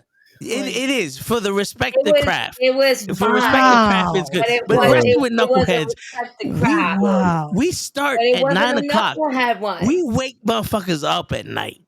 That's right. With our intro. You know what I'm saying? I do. How dare you? Shit, we all about high energy, high fun, testosterone. You know, we getting people in electric chair matches. You know what I'm saying? We putting you through tables. This is the ECW fucking podcast, Ray. We don't do none of this fucking Bell Atlantic shit. All right? Tase your ass and throw you off the fucking canopy. Damn, Ray's too young for the Bell Atlantic shit. Damn. I was thinking, did you mean the Mid Atlantic? No, Bell Atlantic was the original AT&T. Yeah. And See, I was still thinking wrestling. That's why I'm like, what's did his you mean name? I forgot his name. He did the voice for Vader. Earl Jones, bro. James Earl Jones. He goes, welcome to Bell Atlantic. You see? See, this is. I'm here with you. So Get older, Ray. In the 30s. Get older. No, I you're see, 'cause he's talking about easy. I'm thinking he meant Mid Atlantic, like territories. That's what. Again, my bad. Come on, Ray. My brain went to wrestling. Go ahead, Ray. You never used a rotisserie phone? A rotary. A rotary phone. If we can't cook I don't know how to read. I know how to use a phone. Though. You never made a rotisserie chicken with a phone, Ray? I did not, but I just want Ray to approach everything in life with energy that he had trying to find a replacement. I tried everyone. No one wanted to help me. Ray, you just need to produce Lala. That was it. Yeah. I did. She was back. She was fine. She was good. But still, Pete was forcing me to go out. This is not good. Yeah, big game. I have a proposition for you. Oh, here we go. What about this first opponent and we are wrestling is Ray? Ooh. Listen, Easy peasy. if Ray, listen, I'll hit Ray with the finger poke of doom if that's what he needs, if that's what he'll take. That's fine, because as long as he's on the floor, I can kick him. Yeah. What y'all do after the match to him is not my concern. I'm focused on stacking wins so I can get championships. You know I'll take the loss for the good brother. It's all good. Winner gets $1 million and the number one contendership. Oh man! See, now, wait, are you producing? Are you producing said $1 million? No. This is Wow, Pete's you producing $1 million? This is Pete's organization. He's producing this shit. Word. We're just don't be rude. You don't even have to win the match. You just have to survive. That's because I feel like me and Leroy would just again shake on it. I'll take the finger poke. But we'll first share. blood match. Oh, I'm sorry, right. Ray. Yeah, I might. First yeah, blood. I gotta. What? Yep. First We'll blood go to Jersey street for match. this, 'cause you know The New car York is going in the ring. Shit, so I gotta fight back now. I'm sorry, Leroy. Right? Your hair is red. We both know how much that bleeds already, so don't worry about it. Yeah, I was gonna say technically, I feel like I win just by default, right? Like, all we have pour to water do on is his head. just pour. I just get a little bit of sweat on him, and then that's it, right? There we like, go. That's it. It's sad. 3 stages of hell. We made it work. We made it work. There you go. Rain's Pete, outside, book you it. won't catch me outside. Or the total Word. opposite. I mean, There you it's not blood. Keep hitting them. Joe, stop it. Yeah, I'm we're gonna have sorry. to Trying send to that get shit to the this to be lab. an Wait 3 weeks easy- to get it back to confirm his blood. We gotta It's gonna just be a long match for you, Ray. Oh man, we gotta wait for the results. That'll take like a week. Jesus. We're just trying to get this to be an easy peasy match here. Oh man. Easy. Not- WCW triple cage match for Ray. Can we just, might as well just do war games at Ray. that point. War Word. games. There you go. Big game, Leroy and Prolific versus Ray in a 5-on-1 war games match. No. I get to pick my team then. No. I get to pick my team. No. Ray versus Yes. Nick Gage. Oh hell no. No. Only if Nick Gage has the pizza cutter. No, Ray, you get no. to pick your team, but you start the match with Lala. Ooh. But I get to pick my team? But you start the match with Lala. Word, that's your handicap. Wait, it's 3-minute intervals, right? I think I could survive 3 minutes. 12-minute intervals. Jesus Christ, how long is this match? We can't do math right now. There's no math on this show, Ray. If it's 3-minute intervals, I think I could survive. I would just have to hope one of you guys come in pretty quick. Oh, he can survive. Yo, write that You down. hear this, Pete. He Lala? said he can survive 3 minutes with Lala. That's great with Lala. He's like, yo, Lala ain't shit. That's what he just said. Oh, I just think I could survive 3 minutes. Big game is texting Lala right now. Uh-huh. Ray's talking shit about you. I gotta make sure Lala knows, because Ray, like, listen, You don't and fuck her around got with something to Austin. do. Maybe you didn't kidnap her, but like you know too much. You know more. You know more. You're than still your an accomplice. Like You're seriously, still an bro. Like what accomplice. you been doing? Word, just admit it. Who paid you? Who paid you off, bro? It can't be that much. Word. Why do you think he got the red hair now? Mm-hmm. Trying to change your identity. He's trying to be like me. That's They got why. you a hair job. That was it. That's what it cost. A hair job. Yep. Not even a hand Fresh job. fade and Hair job. word. I mean, at least the hair job is more permanent. The hand job, you just feel guilty afterwards. You're like, damn, I For really did all real. that for a hand job. I could have did that myself. Like, Listen, damn. Word. listen. He's feeling guilty with this red hair because he knows that the minute he falls asleep around me and I got clippers, near. It was the original. Word. Mm-hmm. Great. Put those glasses on. Yeah, right? Oh, the Daredevil glasses. So, Daredevil. big game. Yes, sir. The future. Yeah. Do you see yourself in one of these top promotions? And which one would you prefer being in? I know the answer, it doesn't matter, but damn, I'm not the Rock. I'm not gonna hit y'all with that. It doesn't matter. I'm not gonna hit y'all with that. But that's the political answer. Yeah. Nah, but I'm not gonna give you the political answer. But I would obviously any company, but like WWE is what I grew up watching, and I'd be lying if I didn't say that I didn't watch WWE and think like, damn, I could see myself offering something different for their whether it's like NXT or even like their weekly stuff, and there'd be moments where I'd be like, damn, like that's kind of arrogant of me. But then it's like, nah, like I really think that there's something different I could offer up there. And if I had like the production and the money and the focus and the platform, I could tell some really cool ass shit with that and tell some good stories and really bringing new audience to wrestling as a whole. I just think that the industry as a whole is changing. And I think that less and less, it's less about, like, I feel like 10 years ago it was like, oh man, we're starting to phase away from just bodybuilder types. And it's like, okay, we want really good wrestlers. And now it's like, okay, we're phasing a little bit away from that. It's like, no, we need creative art, like creative minds in wrestling. Yeah. Like, we need those dudes who can really bring something to the table, who can create stories, who can tell those stories in the ring. And I believe I'm one of those dudes who can tell those stories in the ring. I'm one of those dudes who can wrestle a good match. And I'm like, I think there's definitely something unique that I could bring to any TV product, and I feel like I have the confidence to say that, and I feel like I have the track record and the resume that speaks for myself, Now, who did you idolize growing up watching wrestling? I think the first few people was like Rey Mysterio, Jeff Hardy, RVD. I just love different weird ass dudes like who just did their own thing. Rey Mysterio was just a freaking superhero, like to me as a kid. So I was like, he was just super cool. He could do no wrong in my eyes. Jeff Hardy was just the coolest, like just jumping off of anything he could find. And I was just like, I want to be just like him. And my stupid ass almost jumping out of windows and shit with fucking socks on arms and shit. So those are definitely the influences early on. As I got older, I started watching the indies, and guys like El Generico and Kevin Steen were guys that I was like, oh man, I want to be an indie wrestler and I want to be just like them because they're doing it their own way and they're doing different stuff than everybody else. And not so what's the word? They're not so scripted or limited compared to they're always doing their own thing and they're not putting themselves in a box. Right. Like they're always doing their own thing. And I think that's there's anything that I've taken away from people like that. It's like, yo, I'm just going to do my own thing. To quote Miles Morales from Spider-Verse, man, like I see everybody doing something else. I'm like, nah, I'm gonna do my own thing. And like, even if people don't catch on to it right away, even if people are like, they're still going to go all the way over there, I'm gonna still do my own thing. And anybody who's down and really about this industry and really about, wrestling and quality wrestling, they'll find their way to me. They'll eventually find their way. My time in the sun will always come. And I believe in the work that I've put in over almost 10 years now. I believe in the work that I've put in, to get back to the ring. And I believe in the work that I'm going to put in for the rest of however long I'm doing this. You know what I'm saying? Love that.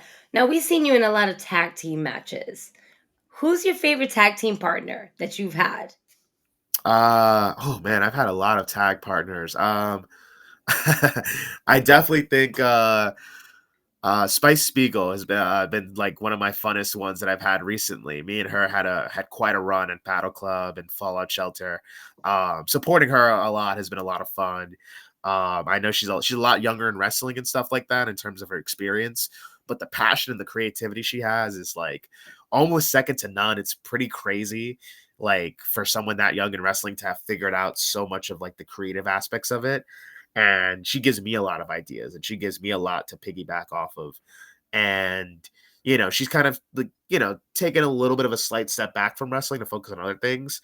But even now, she still gives me a lot of like inspiration, a lot of ideas and a lot of stuff to keep me going. Very close second. She's so amazing. She's sweet. She's like the sweetest. Like I like you can't see her jump into a ring and not like adore her and want to. Yeah. I think, matter of fact, she might have even gotten in your match at Invictus with Bougie at one point where he just looked at her and he was like, "Who the hell are you?" She's like, "Oh, hi, I'm Spice." And it's like, oh my, what are you doing? Yeah. She was just helping, you know what I mean? Like she's an interesting kind of person because she's not really a violent person, which kind of doesn't lend well to wrestling, because it's like why the fuck are you here if you're not here to play? But like she's here to have fun, and she's good at having fun, and she's good at what she does and what she brings to the table for sure. And her matches with Sammy Chaos was always fun to watch. Them two really had a great a chemistry together in the ring. It was great to watch. Yeah. I'm still waiting to see that final big one-on-one match. I'm gonna need y'all to bother Battle Club or Fallout Shelter when they come back and be like, hey, we want Spice and Sammy Chaos. We want Spice and Sammy Chaos. You know what I mean? Let them know like that's still something we want to see, because I know that's something I still want to see. I'm super biased, but I don't give a shit. Like I think it's something that people want to see. But yeah, no, Spice Spiegel, like definitely one of my closest friends, and I think someone that I definitely enjoy collaborating with a ton. Me and Ray have a mutual friend, Anthony Gangone, who I've teamed up with a lot in the past. Although it's like a weird like good friends, better enemies kind of thing. Like he'll beat me up. We'll team together. He'll beat me up. We'll team together. At some point, it's like a toxic relationship. like I should probably not keep picking up the phone when this guy calls me. Now he's a little out there right now. I still don't know what's going on. Happy birthday to him, by the way, though. It is his birthday. Oh, yeah. Happy birthday. Happy birthday. Happy birthday, Gangone. There you go. That's my brother right there. But yeah, he's going through some phase right now. I don't know what's going on. But he got his doctorate, right? Yeah, he finally got his doctorate. Yes, he's Dr. Sleep. But But yeah, that is a match I was gonna say earlier again because you guys have the frenemy relationship where again you guys can team but also pull out the best matches out of each other. Like the last one you guys did at I believe it was CZW. Yeah, you guys had it where you guys just again it showed so many clips, just so many moments in there. What you guys are now, I could see just being a whole even more insane type of match. Yeah, I'd love yeah, to see no, that be ran absolutely. back. Yeah, no, I would love to run that back. And like, there's a lot of places he's at right now that I'm trying to find my way back into. And he's definitely a boss battle that I'm looking at down the line where I'm like, yeah, I got to see how I measure up. Because to me, he was always one of those guys that I was always chasing early on in my career, trying to measure myself up to, which isn't always the healthiest mindset to have because you shouldn't really be measuring yourself up to anybody. But like, he was a good measuring stick. Like, okay, if I'm here and he's here, how do I get to there kind of thing? And like, it's been fun to try to keep up with him and in some ways help challenge him. And in other ways, watch him blow me out in the water and do other crazy shit. No, I mean, yeah, you have to have that goal, that something to chase. Because if you're thinking you're the best, you're gonna slow down in your progress and all that. It keeps you sharp. Yeah. Iron sharpens iron is what I've was drilled into my head for years. Definitely, no. Word. Don't get content, Mark. But even though it's the sharpening rock that sharpens the iron, but it's all right. We got it. No. Semantics. Yeah. Come on, don't let the phrase go. Just listen, man. I'm gonna be that guy. It started with the rock, guy. and now it's going after the iron. Don't go. I'm getting all the minerals out in this motherfucker. Well, after today, apparently the Rock has no one to go after because we saw what happened earlier. Yeah, I guess the Rock is off of Mania now. Wait, so this is my theory. This is my theory. It's gonna be the Rock versus Cody versus Seth versus Roman in a 4-way unification match.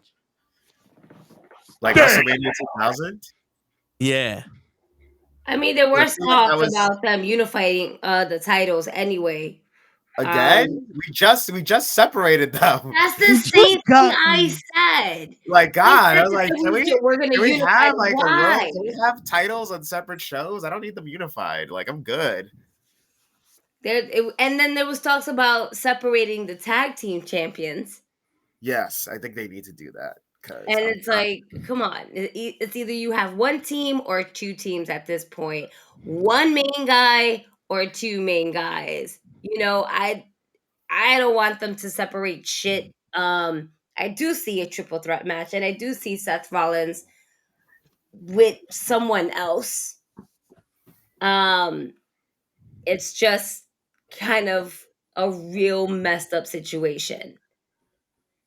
And what transpired today during this press conference was absolutely amazing television, whether it's a work shoot, whether it's a complete work, but they made you feel like, oh shit, Cody is not gonna go with Seth Rollins. We're not gonna have Cody as Seth because nobody wants that. We all want him to finish his story so we can stop hearing him say he needs to finish his story. Just either we finish it or close the fucking book because I'm tired of reading the same goddamn line over and over and over again. You gotta finish the story. God damn.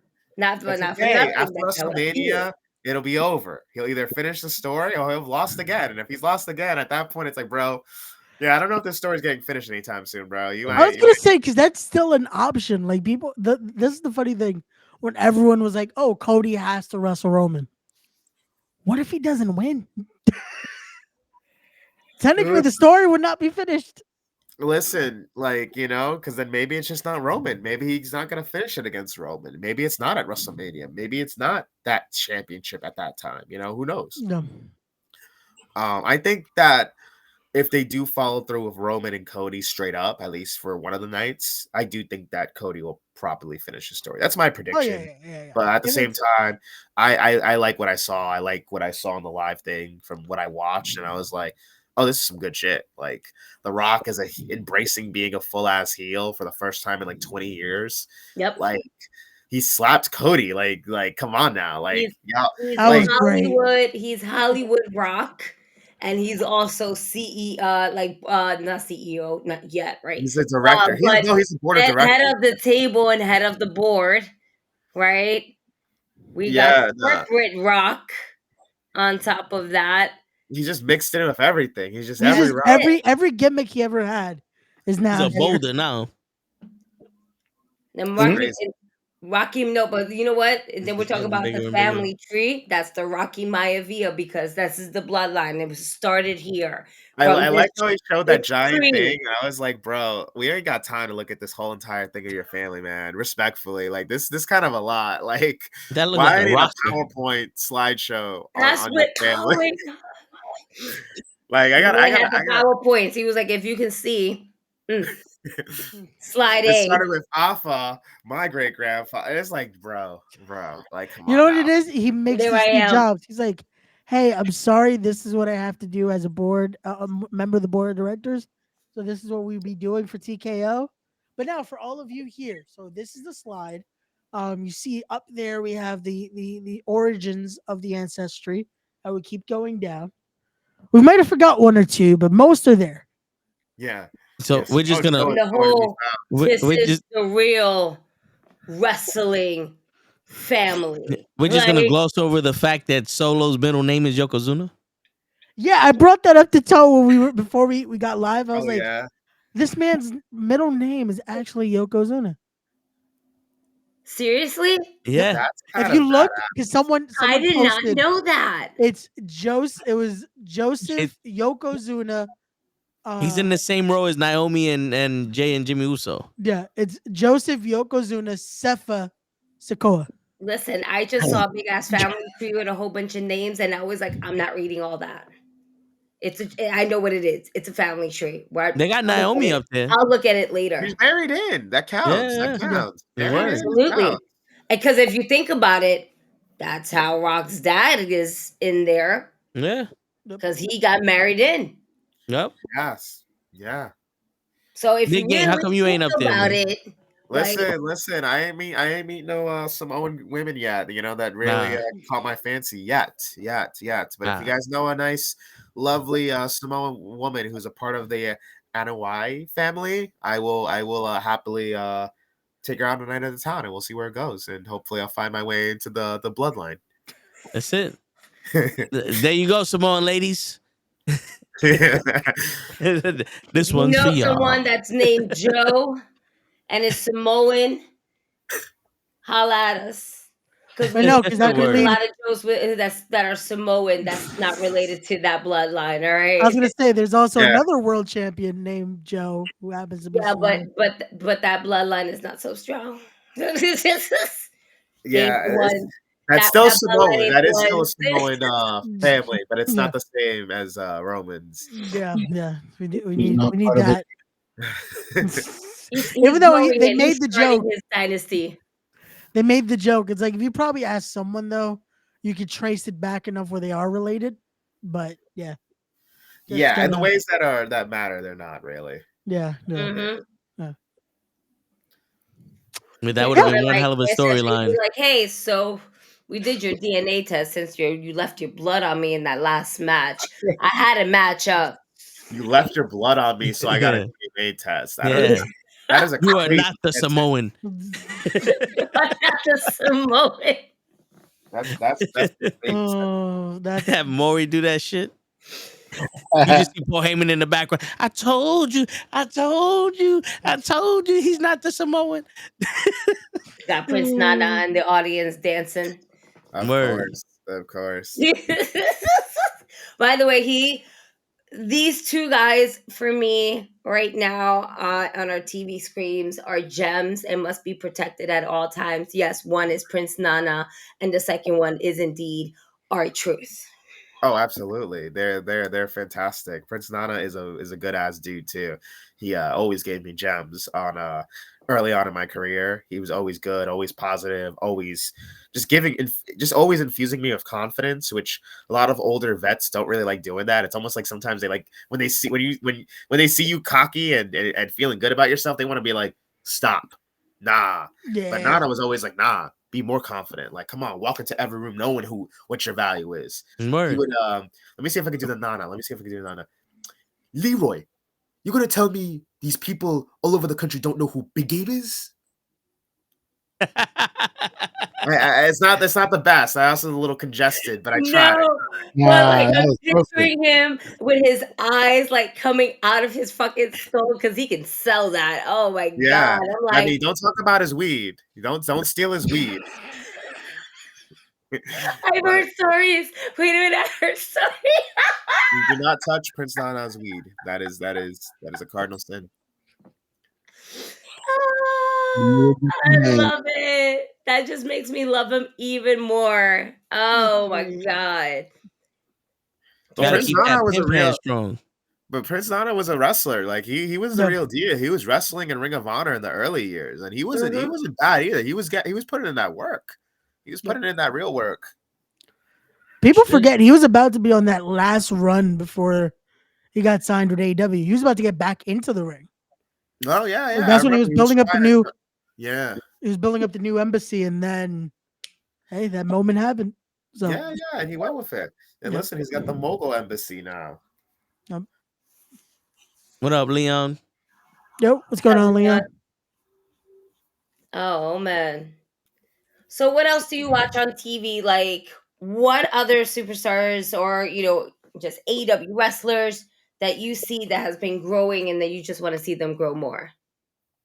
I think the biggest one I always think of is Toni Storm. Like, I think her stuff is like great and fantastic and super different from everybody else. It's just always entertaining TV. Obviously Swerve. I've enjoyed a lot of Swerve for years, and seeing him grow into that, like, oh, this guy's gonna be like the top guy of the entire company in like a month. Like it's gonna happen. It's just a matter of when. Is really, really cool too. I'm an unashamed Young Bucks fan. Like I will never ever just not be a Young Bucks fan. They will do the stupidest, corniest, lamest shit, and it'll work. And I'll eat that shit up. Like they're call us by our birth names, Matthew and Nicholas and Jackson. We are the executives. It's time we started acting like it. Like I love it. It's just It's over the top the way they do it. It's how they deliver it. It's like, oh, you want us to be corporate. Well, we are corporate. Yeah, no, they're fun, and I just think that like, and this isn't they've done like 7 different gimmicks in AEW. Like they constantly do something new every single time. And I think like it just needs to be spoken more about like how hard the Young Bucks work in reinventing themselves every single go around. They'll disappear for 3-4 months, they'll come back, whole new gimmick. You know what I mean? And now they got this new angle with Sting and Darby, and think it's real dope. My feeling on Karrion Kross. I like Karrion Kross. I'm still making up my mind on how I feel about the stable. Like I'm still figuring that out, but I like Karrion Kross. Like, him and Scarlett, their presentation's pretty cool. Yeah, that I they hope definitely that have on. Like the presentation is great with it. I hope that this leads to something more. I love Paul Ellering with AOP and stuff like that. I'm glad that Paul Ellering's back. He is a gem to the industry, obviously, and I think that him being there for the guidance of all those guys is impactful. For Karrion as well. Like I think people are sleeping on that for him. But I mean, we got to see where it goes, right? Like I can't say, oh, this is gonna be good shit until I see really more of it. You know what I'm saying? But I like that he's feuding with Bobby Lashley, and we're gonna see kind of where that goes, right? Yeah, I like how both factions are like really rebuilding themselves, because if you really think about it, the Street Profits and Bobby Lashley. Bobby was like, yes, my boys, the Street Profits. What ended up happening? The boys started losing. No, this ain't it for me. I can't do. But Bobby, nah. And then what did they do? They stepped up. They got a little meaner, a little tougher. Stopped joking around so much. And now we're forming something here with all three men. Yeah. But with AOP and poor Ellery, in all honesty, when they first brought up AOP, we all heard it, that they didn't want him around. But he was literally the missing piece to bring that whole group together. If he would have stood with them, I think they would have been an insane force in the tag team division today compared to them kind of like hitting that restart button. Yeah, absolutely.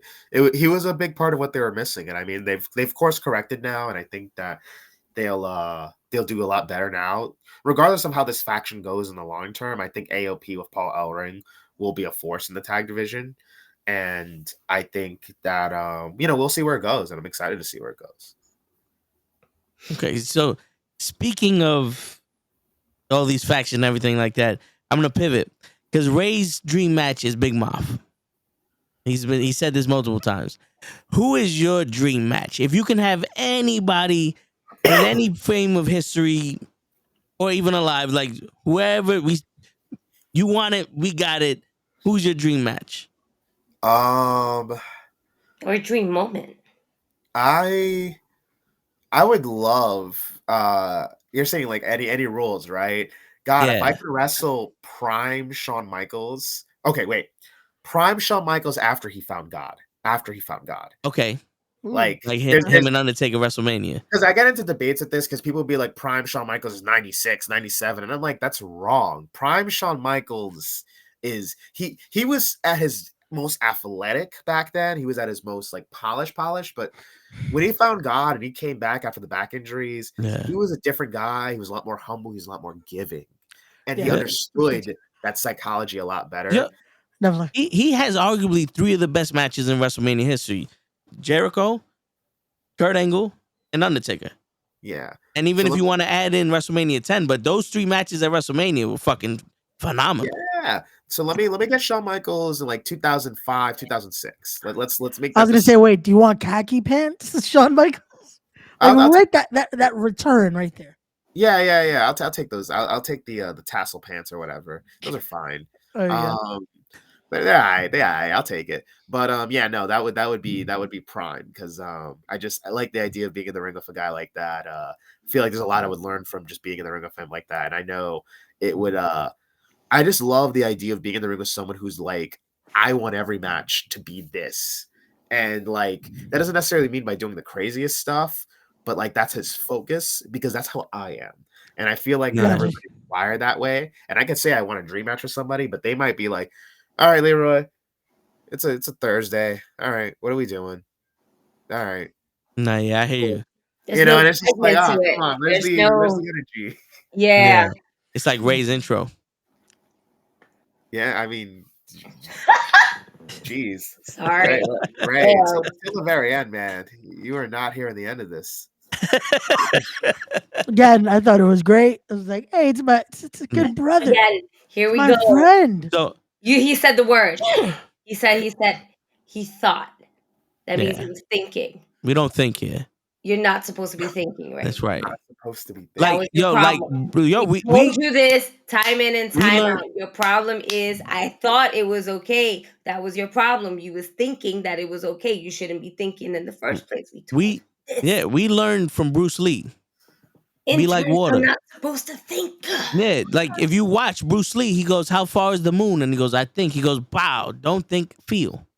Be like water, my friend. Water can flow or it can crash. So I'm going to put water in the cup, it becomes a cup. If you put baby in the water, baby dies. Wow. Be like water, my friend. I'm gonna pivot from that. Really so quickly. I'm gonna really quickly going back. No, not to you, Raymond. But definitely no. Yeah. I was gonna try to pivot away from Shawn Michaels. One of my favorite matches was SummerSlam with the model Rick Martel, and you have sensational Sherry. Yes. I think to me, that one and me, because it's also sensational Sherry, so I'm a little biased when it comes to that because she's one of the very few females during that time, during that era, that was able to take bumps like one of the boys. Yeah. Give And bumps too. No, yeah, she was bumping every match. It felt like. Yeah, and not only that, but also be with the person who is a big name, bring them titles, get them titles. And I mean, I Yeah. believe every person that she has managed, she was able to go ahead and say, yeah, I was with them when they were a champion and I helped them. Yeah. The longevity for She was never overshadowed. No. So I think that particular match where both men are like kind of in love with Sherry and Sherry doesn't know what to do and she's like, oh my God, I pass out. And then Michaels is like, no, where are you taking her? I'm taking her. And then they're just completely fighting all the way. The way that they told the story. And Shawn Michaels was so good of just telling stories, just trying to sell it.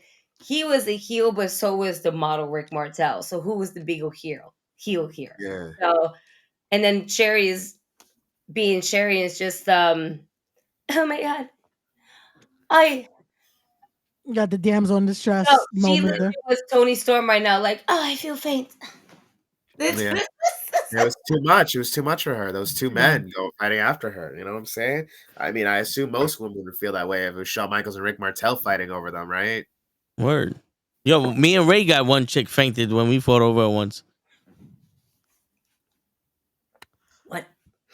Nah. So back to this. Oh, I'm gonna use the word feel because apparently I can't think on this. Yeah, don't think it, bro. So I feel another Let it go. match that I again I want to use the word think, but I feel like you would be you and El Generico. Yes, that would be. But to be perfect, that era of the Steen Generico feud. Ooh. Not just any El Generico, but that one that went through the ladder wars and went through just that real age of honor there. Yeah, I would take that because that Generico's got like the talent and the charisma, but he's also got that edge. He's got that a little bit of a sadistic side to him. Yeah, I definitely would love to get pushed to the limit by a guy like that for sure. Yeah, no, that's a good one. That's a good one. There you go. See, I felt that right. There you go. Are we okay with that? That just sounds horrible to say. Like, can I use the word think again? Because that's you're good. For this moment, sure, I'll allow it because it was a good one. You did well on this one. If you have the ass, you can't afford it. I can't stand it. I can't do nothing on this show. What is your favorite type of wrestling match? No, you could do nothing. You just can't think. My favorite type of wrestling match. I really love the ladder matches growing up. Okay. I think I still do. I have not been in one myself as a competitor. Oh my gosh, I have not ever been in a ladder match. Been in a lot of matches, never a ladder match. There you go, Pete. Yeah. Big mouth ladder match there, but I do think eventually, I just because I think there's a lot of creativity still that a lot of I think we're in the era now where a lot of people pull from older ladder matches and they go, yeah, it's an homage to Razor and Michaels and the Hardys and Edge and Christian and the Dudleys, and it's like, okay, but where's the creativity? Where's the brand new shit? I think the men's Money in the Bank ladder match this year was like a really good start in terms of bringing a lot of brand new spots, a brand new creativity. But yeah, like I want to see more of that, and I think that both as a performer, I want to bring more of that, but I also want to see more of that too, for sure. Yeah, because they kind of got repetitive ladder matches. Yeah, I mean, climb up, jump off. Yeah, I think a lot of people just kind of felt like, oh, I just got to do what people expect us to do. And it's like, that's not really how a ladder match is supposed to go. You do what makes sense for you and for the story you're trying to tell. And that should influence you on the creativity and the whatever you do. Word. I agree. Yeah. So all right, going back to the beginning of Little Game circle. Leroy. Yeah. Little game Leroy. We got your dreams, your ambitions, and all that other stuff. But what made you go, I'm gonna be a wrestler? I think I was just like, man, this is really cool, and I probably won't be good at it, but I gotta try, right? Like, because if I don't try it, I'm just gonna be mad at myself for the rest of my life. So I think I always wanted to do it, but I didn't think I could actually do it because I was like, I wasn't an idiot. I was like, I'm not 6'2", I'm not white, I'm not jacked out the gills. Like I'm not John Cena. Like I don't look that way. I'm not built that way. I could work out, but I'm still not gonna look like that. You know what I mean? So I was like very self-aware, not even like on a like sad boy shit. Like I was just like, yo, like that's just not how the dice are falling for a guy like me. In reality, that's how they perceive it. That's how people perceive wrestling, bodybuilders and 6'7" giants and shit. Yeah. So when I became a teenager and I was watching the product, and like a lot of younger wrestlers were coming in, a lot not necessarily smaller, but they looked different, like CM Punk, Daniel Bryan, and them. I was like, okay, like, there's a shift happening here, and those guys can become champions. Like those guys can become top guys. Those guys can be taken seriously. Those guys can wrestle John Cena and Triple H, and nobody's gonna blink when they win, kind of thing. So I was like, I owe it to myself to give this a shot. I graduated high school, and then I think the next month I was at the House of Glory Wrestling School because that was the way I was like, yo, as soon as I graduate high school, I'm trying this. And if I suck at it, then I move on. I focus on college or whatever, whatever people are supposed to do when they finish high school. And if I am good at it, then I guess I'm doing this for the rest of my life. And you know, spoiler alert, I focused on college clearly. Nah, I was bad at it, and but I loved it. And I wasn't like the most naturally gifted at it, but I enjoyed the activity of training to wrestle. And I think there's a lot of people that don't enjoy the activity of wrestling. They enjoy what wrestling gives them. They enjoy feeling famous. They enjoy being on podcasts like this dope one I'm on right now. They enjoy the benefits. They enjoy the benefits of wrestling. They don't actually enjoy wrestling. They like wrestling when it's good to them, when it makes them feel good about themselves, when it gives them 1,000 followers on Instagram. And I'm like, I love wrestling. You know, I didn't do it so that I could post a clip of me doing something cool in the ring to my Instagram and get like 50 likes. I just wrestled because it was fun. Yeah. Then I got good at it because it was fun. And now I'm at where I'm at, and I'm grateful, and I'm truly blessed because, you know, shit don't have to work out this way for a guy like me. It don't got to, you know. I don't like the whole wrestling doesn't owe us anything, but I do think life doesn't owe you shit. Like you have to work for it. You got to put yourself in place for it to happen, you know? And I feel like I've worked hard to put myself in place for certain things to happen a certain kind of way for me. And I've been very fortunate that it's kind of worked out for me so far. Torn ACL notwithstanding, but you know, shit happens. Life has setbacks so that you can move forward, right? So like that's where I'm at right now. You know what I'm saying? Nah, I hear you. So all right, another quick question. If let's say I decided I'm gonna go start training to be a wrestler, what's the most important aspect in your eyes in the whole game to being successful? I think taking training seriously and being consistent as soon as you start doing it. Because I think like the worst mistake people make is they do it for like a week or two and then they fall off and they try to jump back next month. And it's like, it's not like the gym. Like, it's like, if you're going to do it, commit to it, be there every single week, multiple times a week, learn whatever, because everybody learns at different time frames. Everybody has different athletic backgrounds. So like it might take certain things might be easier for you, certain things might be harder for you, but you won't even like learn it or get like and figure that stuff out if you're not there enough. You know what I mean? So like, you know, especially if it's like a thing of like, hey, you're like older in like life or whatever, you know what I mean? I'm like, yo, don't waste time then. You don't got time to waste. Like jump into this, start doing it now. Word. What's going on, Cheap Pop? Hey, I saw Gigi put a peace sign up. I'm like, that's what we all doing. Word. I'm not gonna interrupt you while you're talking. I just acknowledged the message. And like, hey. What's up, Cheap Pop Wrestling? So all right, so what about somebody that, because you have an original gimmick, like, you know, you have an original idea for your character, someone that's struggling, like he knows what he wants, but he's struggling to let it go, and then other people get in his ear. What do you think about stuff like that? I think like you got to do what makes sense for you, man. Like, you know, at the end of the day, sure, could someone give you a character or something that sounds like a cool idea and you could go out and perform it? Sure, that's what WWE is essentially, right? But like, you know, a lot of us aren't actors. Some of us have good acting skills. I know I do, but like not everybody's built like that. And I think that you got to do what feels right for you. And if it's not authentic to you and you don't feel like you can play it well, then don't do it. You know what I mean? Because then it's like, then you're wasting your time. And it's not even your idea. People's gonna see right through it. The Exactly. audience, the people that's trying to give you this feedback is gonna see right through the bullshit. Yeah, no one's gonna even connect with it, and it's like you'd be better off being yourself, and maybe it might still be kind of whack. I'm not even gonna lie, like it might still be kind of whack, but at least it's you, and no one can take that away from you, and you can at least still keep working at it. You know what I mean? And maybe then it's just got to be like a little bit of a shift, and it's got to be like, all right, I gotta turn heel, or I gotta, you know, whatever, you know, I got to switch this about myself versus you going, well, I'm this other person's character and it's still not working. Golly gee, what do I do? You know, and then you look like an ass. No. So how quick would that change be? Like, let's say you say that the other person's character is not working and you go, yo, I really want to be a playboy, but this guy has me as a computer geek or something. Like, how quick would you change your character?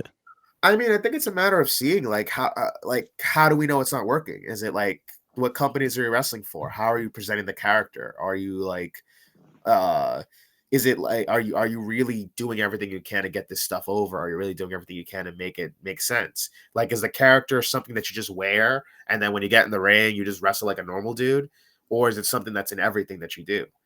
Because that's the stuff, like that's my issue with a lot of wrestling when I watch it on TV, and I don't like to pull back the curtain too much, but like that's what my issue is. Like there's a lot of cosmetic cosplay gimmicks where people put on a costume. They'll be like, I'm trying to think of the right example. Like someone will be like, I'm a cheerleader. Cool. They have the pom-poms, they have the outfit, they have the everything, the cute skirt, the whatever, and then they come out. They have the music is a cheerleading theme. They do the whole dance. They step in the ring. Bell rings. Pom-poms go away. Everything goes away. Lock up. A headlock. And I'm like, I don't know. I don't really see a cheerleader doing that. I think they would do like a cartwheel or something, right? Or maybe a handspring, right? And it's like they're kind of part of psychology of that. They're kind of and in their heads, they're just like kind of like counting the steps of what like they're just wrestling. And they're not wrong. Like the wrestling is probably not even like bad wrestling. It just disconnects me. Like what if you were watching Friday the 13th and like you're seeing Jason start like making jokes right before he kills people? You would probably be like, what the fuck am I watching? This doesn't feel like the Jason I know. Like I'm disconnected from it. I can't take him killing these people seriously anymore. The Michael Myers Rob Zombie Part 2, when he started grunting when he was killing people, I was like, nah, I'm out. It's like Michael Myers don't fucking grunt. Sorry, he's supposed to be a demon. That didn't make sense. You don't need all that extra stuff. You don't need that. That was too much. That was extra. We didn't need that. Yeah, just kill the motherfucker. We don't need the grunting. We'll be all right. This is why we don't acknowledge the Rob Zombie ones because no. So, like, all right, not. I'm someone. I got this song in my head. Never gonna stop me.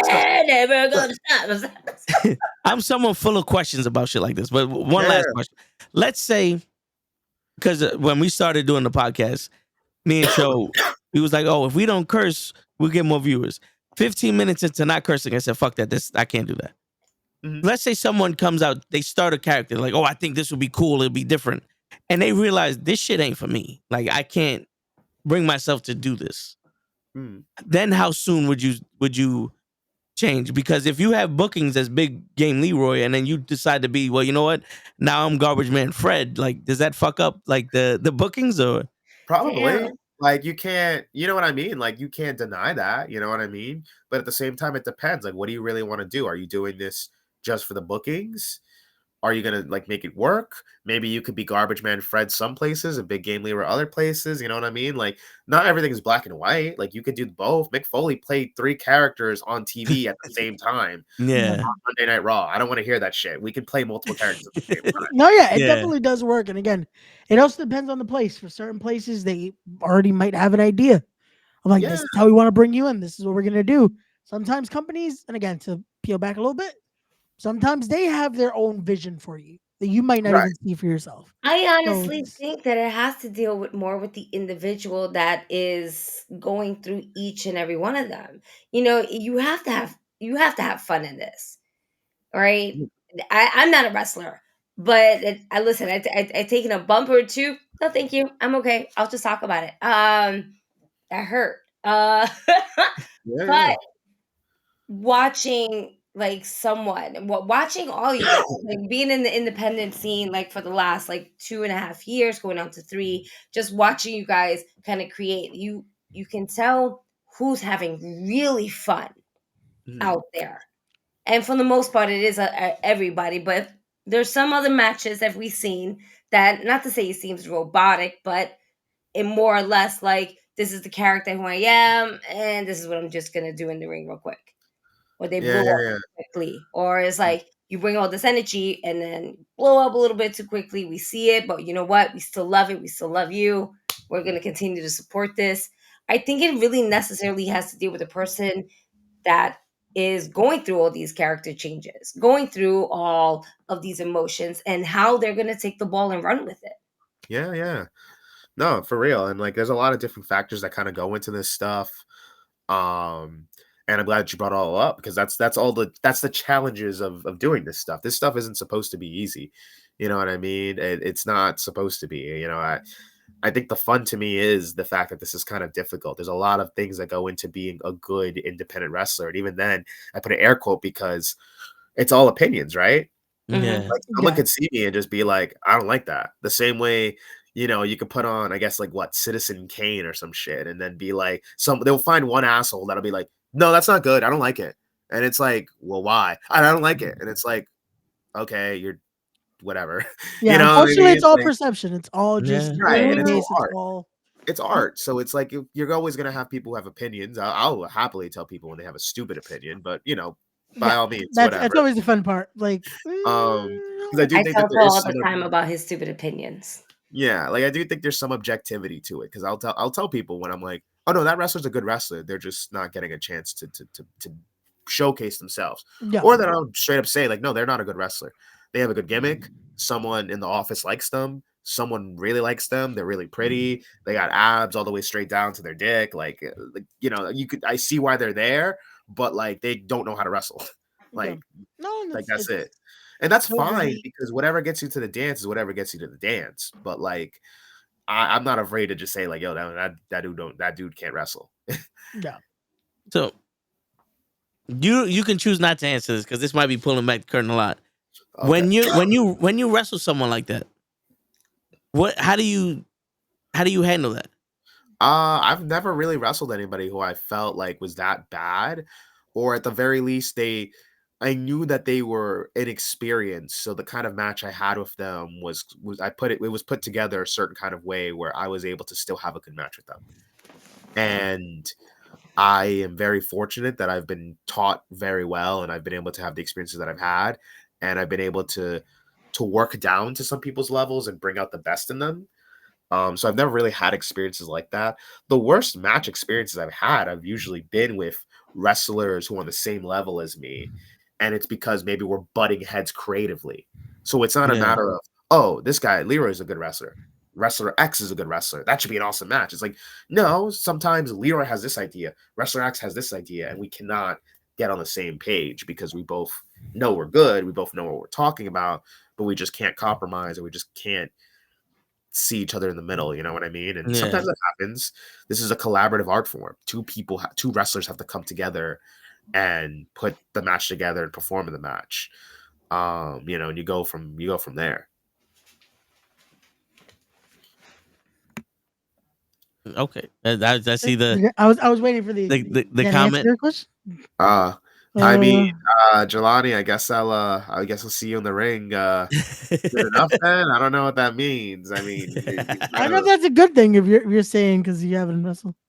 Well, you don't want that for yourself. So I don't know how much you wrestle. Probably shouldn't. Yeah, you probably shouldn't wrestle if you have a pinched nerve. Should. Like just a recommendation. Nerve. Maybe let's not get in the ring. I don't. You probably don't want to bump for No, let's not do that.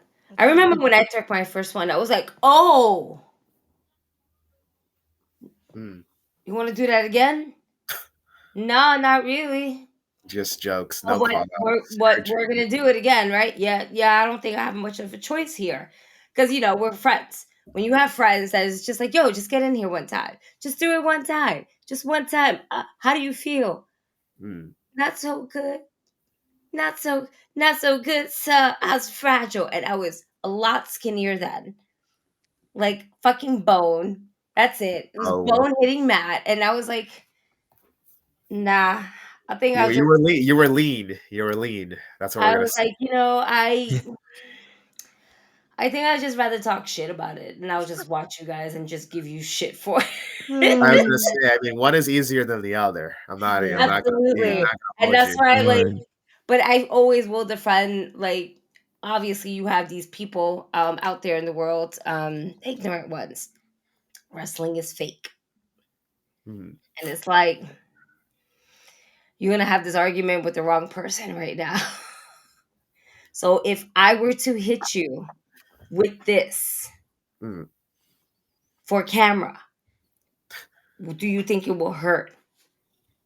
Well, if it's you, then yeah. I was like, okay, well, they're still feeling it. Yeah. That hurts. Their bodies are consistently falling. There's no off season.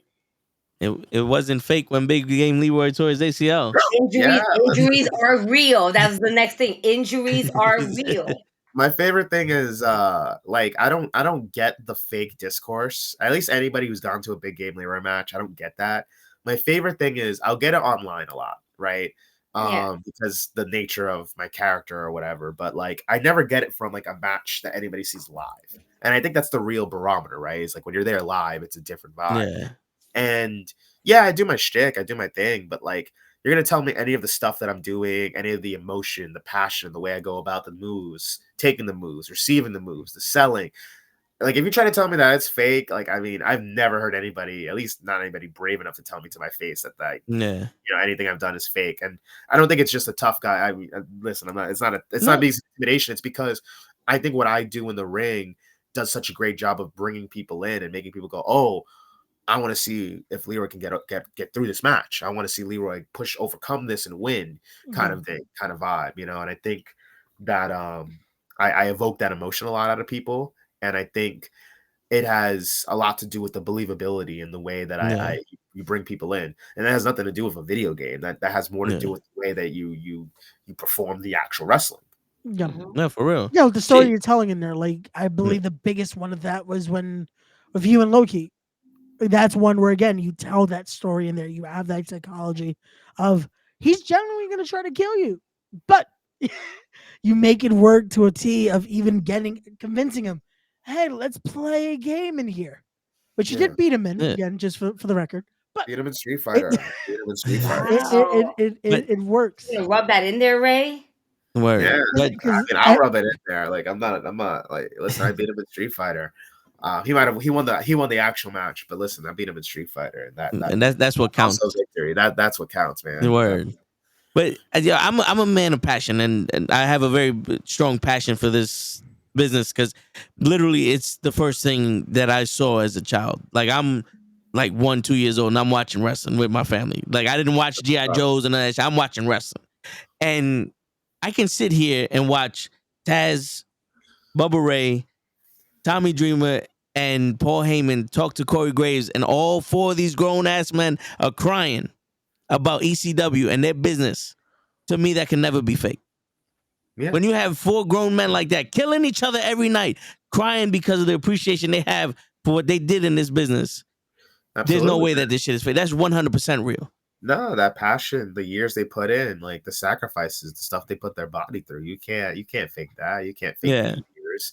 Some people don't have years of doing anything. Some people don't do anything meaningful in their lives, and that might sound like a dickhead thing to say, but some people really don't. It's true though. And there's a lot of people in wrestling who maybe aren't the biggest names. Maybe they haven't made millions of dollars. Maybe they don't have their catchphrase said over and over on TV, but they poured their passion into this and they loved what they did. And that needs to be respected and appreciated on all levels. Definitely. No, again, it is why, no pun intended, why I always encourage respect the craft, because it is one. It is something to have that respect for. Again, the years that people are putting into this, the blood, the sweat, the tears, the cliche terms, but it is true. Again, it is why when I say, hey, these guys are my brothers, because we've built that years of knowing these guys. There's a lot.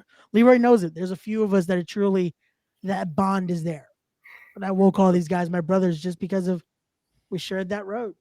Yeah, This is a absolutely. business where they always say the bad stuff about, oh, like it's cutthroat. It's like, yeah, there it is at times. But if you're able to find those that it's like, hey, we've been through it, we'll get through it. These are my brothers, never change it. Yeah, no, absolutely, man. Like that shit's beautiful because that's the same mentality that I try to carry with me as I move through all this stuff. And then come this Sunday, you are going for the win. Yeah, next Sunday. Next Yeah. Hey, we're almost there. We're Yeah. 10 days away. 10 days away. It's insane. Again, the countdown begins, and from there it's just it's the new chapter here. We're gonna try to not use it's a new playthrough because the term story kind of got killed today. Yeah. I'm done. It's a I preview. am up to here with the fucking word story. I'm so sorry. I am up to here with this fucking word story. This is your journey. Just say game. Yeah, there you go. It's your game. Finish the game. Finish the game. That's right. You on the next level. God. No, you know what killed me? Becky Lynch came out with a freaking book and she was like, it's time for me to tell my story. I was like, if you don't use another fucking word besides story. Like, listen, we're finishing the game. We're coming back to finish the game. That's it. Finishing the game. I need to finish the game. There you go. That save file wasn't done yet. You gotta come back. No, to it wasn't. It wasn't. No, it wasn't. It was like they ripped the game out of the console, and it was just like there was no way. So the data got a little corrupted, but it's okay. I gotta finish the game. Doesn't matter where we left off. I gotta finish the game. That's right. There you go. Shit. Don't fuck around with it. Again, guys, if you haven't already, make sure you're in the building. This will be next Sunday, February 18th. It is Fans Bring the Weapons as Wrestlers Lab presents Showabunga 2 Mecca Mayhem live from Richfield Park at the Mecca. So you're going to want to be there because it's going to be insane. Stacked card from top to bottom, including this insane 5-on-5 matchup there. So much talent on both teams. Bring your weapons, which again are appropriate. Let's make sure appropriate weapons. Yeah, they got Aaron Ash I saw there. Yo, chill out, y'all. Is that what? Was that Aaron Ash? Yes, Aaron Ash is on the opposing team. Yeah. It's going to be Aaron Ash. You got Mag Zero in there. You got Travis Huckabee. Okay, so it's 5-on-5. I thought this was a 10-man. No, it's 5-on-5. Okay. Yeah, we got teams. We got teams. All right. Yeah. Leroy got some good people on his team too. Look at that. You got Leroy in there. Got Abs. Got MV Young. Oh man, BB Smooth in there. Can we trade Abs? No, stop. You want to trade Wow, abs? you don't like Abs? You want to trade abs with abs? Ash for Abs, yeah. I mean, you wanted to trade? I don't know. I don't know if I'm allowed to make NBA trades. I know the NBA trade deadline. Listen, it was just a hypothetical question. I was like, I think he was going to answer. I don't know if that's how. No, but Abs is awesome. Like, he has some great abs, and it's like every week, not every week, every day. Summer body every day. Word. That man got every day. It looks great. So, if you could tell the people now, what are your preferred weapons for people to bring? What would you say? Please bring all the controllers, all the old consoles, laptops, computer screens. If you got an old CRT TV screen, I would love to throw someone's head through it. I used to watch a lot of old CZW because I'm a little bit of a loon, and I loved the exploding TV stuff. So maybe I could put someone's head through there and maybe flip a switch and you know what I'm saying. But I mean, we'll see about that. You know what I'm saying? But bring electronics, bring old electronics that you don't need no more, and I'll put them to good use. I mean, I know we're big on recycling old electronics, but there's after Listen, Why don't we I recycle got it some after the match? VHS tapes that Yeah. they don't need to be saved. It's okay. Exactly, right? How We about we run. save the recycling for after this match? You know what I'm That's saying? Just it. bring them our way, and we'll recycle all of it afterwards. That's it. We run the Hey, look at batteries that. in We're saving parallel the and blow them planet shits up. afterwards by recycling it. Yeah. Whatever's left, obviously. Whatever. You know, there might be pieces. It might be more better for like regular trash at that point, but that's the kind of stuff I'm looking for. Right. You know, if there's anything fun or unique, you got like a box or a shelf. I don't know. Like, you know, Yeah. y'all can get creative. I don't care. They didn't say explosives weren't illegal, so Yes, explosives are very no. illegal. You Called a gave the list fire. earlier. You said That's nothing called a about fire. explosives. It falls Call in it the a same category fire. as You fire. need fire Yeah, to make an explosive. Yeah, no. Yeah. No. There's no fire No. in it. No Well, no fire, fire you don't in need the fire, bunghole. but when you like it combusts, so it's Yeah, fire. it makes You know what I fire, mean? so can't have that. A little bit. Like a No. grenade isn't strong enough to burn down a building. I think this is the time we start wrapping this up now because I was gonna say I've been having fun, but I just peeped the time. I was like, yeah, God, it might be time to wrap this up. You I might see have to Sting, give it the take it home time. what's my favorite Sting match in TNA? I do think Sting has had an amazing run in wrestling. That's tough. I think he had a really awesome match with like Kurt Angle. I trying to remember. I think it was at a Bound for Glory or something like that. I like that one. I feel like it was a Bound for Glory. I think Ray's fact checking me because Ray's an encyclopedia on a lot I of want to stuff. say 06, 07. It was earlier on. Yeah, I want to say. Hold on, I'm gonna look it up because I want to say it's 07.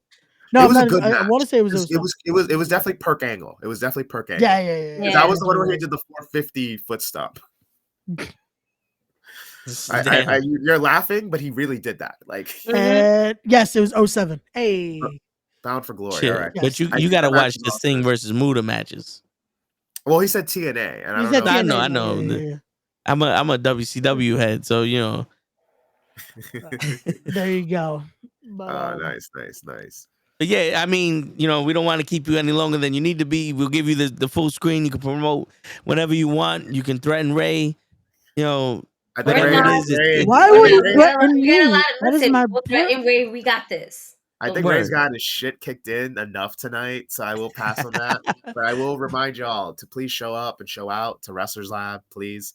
Next Sunday, the 18th, New Jersey, Mecca Mayhem, Showabunga 2. It's gonna be a great show. It'll be my first match back in almost a year. Fucking crazy, I know, but come on, man. Please support Invictus Pro Wrestling next month, March 22nd. Please show up also in New Jersey. Don't know who my opponent is yet, but please support. April 24th, we are wrestling. Apparently, I have an opponent that Pete's very excited about for me. I'm excited for it too. Please also support. And listen, there's going to be a lot of things popping up in this playthrough that I'm really excited about. But listen, y'all, you can always stay tuned with me. Follow me at Big Game Leroy on Twitter and Instagram. You can add me on Facebook if you're old and a grandpa or grandma. You know, add me Leroy Green or whatever. And then you can always support my merch. ProWrestlingTees.com/buy Big Game Leroy. All right. Cool. I think I did that all in one take. One take. hey, there you go. Yes. That's how you do it, Ray. Again, I'm gonna rewatch my intro later and just be like, You gotta study the footage. You gotta get the footage. You gotta get the footage. I gotta get the footage just to. Absolutely. Yeah. Thank you so much for joining us. We appreciate you, man. No we problem. Can't wait Thanks to see all you for back in having the me. ring. Thanks for the good convo. Thanks for the good convo. Hey, anytime, bro. You're more than welcome to come back. Awesome. I'll hold you Thank to you again, that. brother. Hey, man. again, man. Toe tags on Nukkle on Instagram, whatever. Just hit up Gigi. You can write me a letter. It don't matter. We make it All work. right, as long as you don't Simon Miller me, you know what I mean? No. You came on the podcast, so we ain't got no beef. All right. That's what's up. All right. Appreciate y'all. Yep. I'll let y'all. Have a good one, Peace, brother. bro. Night. Hey, man. Ladies and gentlemen, Big Game Leroy. Yes. Good shit. Great. Can't wait to see him back in the ring. Please hold. Speaking about people coming back to the ring. Oh. Ray's coming back to the ring. No. Oh. Let's talk about this. The Rock, Roman, Cody, Seth. Ooh! It's gonna be the best tag team match ever. Because that's what they set up. Like anyone, Stevie Wonder could see that they set up a tag match. No, I'm not coming back to the ring. Yo, no. You need to come back to the ring, right? I do want to, but not the way that everyone wants me to. That will be. It's gonna happen eventually. But yeah, that tag match though, like if this was anyone else but The Rock, I feel like this would be the tag match for Elimination Chamber. Like that's how you sell out that show. You do that tag match that sets up for Mania to have whatever you're gonna do at Mania. Because remember, like they would do that back for No Way Out. It would be like they did the tag match with I think it was Xena, Shawn. listen, they Batista, don't and have Taker? Roman. I think. They don't have Roman or The Rock right now. What scheduled or advertised? Yeah. Right, and when is that? 2 weeks? February 24th. Yeah, 2 weeks.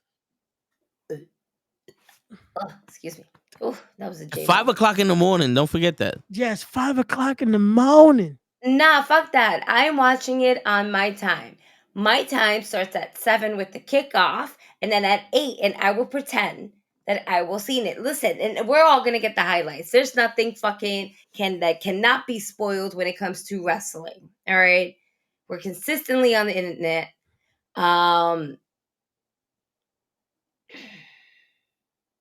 Then you stumped her with the right back shit. Consistently on the internet.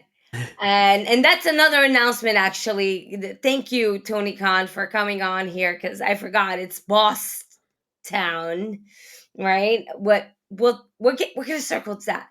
This shit that happened tonight and that bitch ass slap that The Rock did to Cody Rhodes' face. Yo, That was great. That was just like they were letting them slightly curse, like, yo, talk to him. Because let that shit happen again. It's gonna be on. We're trying to get uncensored here.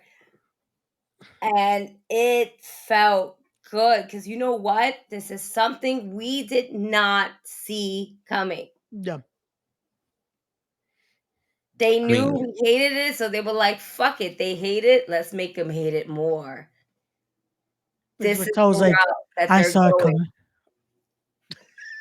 Only Toe and Lay apparently saw this coming. Yo, bro. Once Cody Rhodes' music hit, I knew this was happening. When he debuted at WrestleMania to fight Seth, I knew it was. In my head, I was like, The Rock and Cody are gonna have a fucking problem. Yeah. Boom. I knew it. It was there, writing on the wall.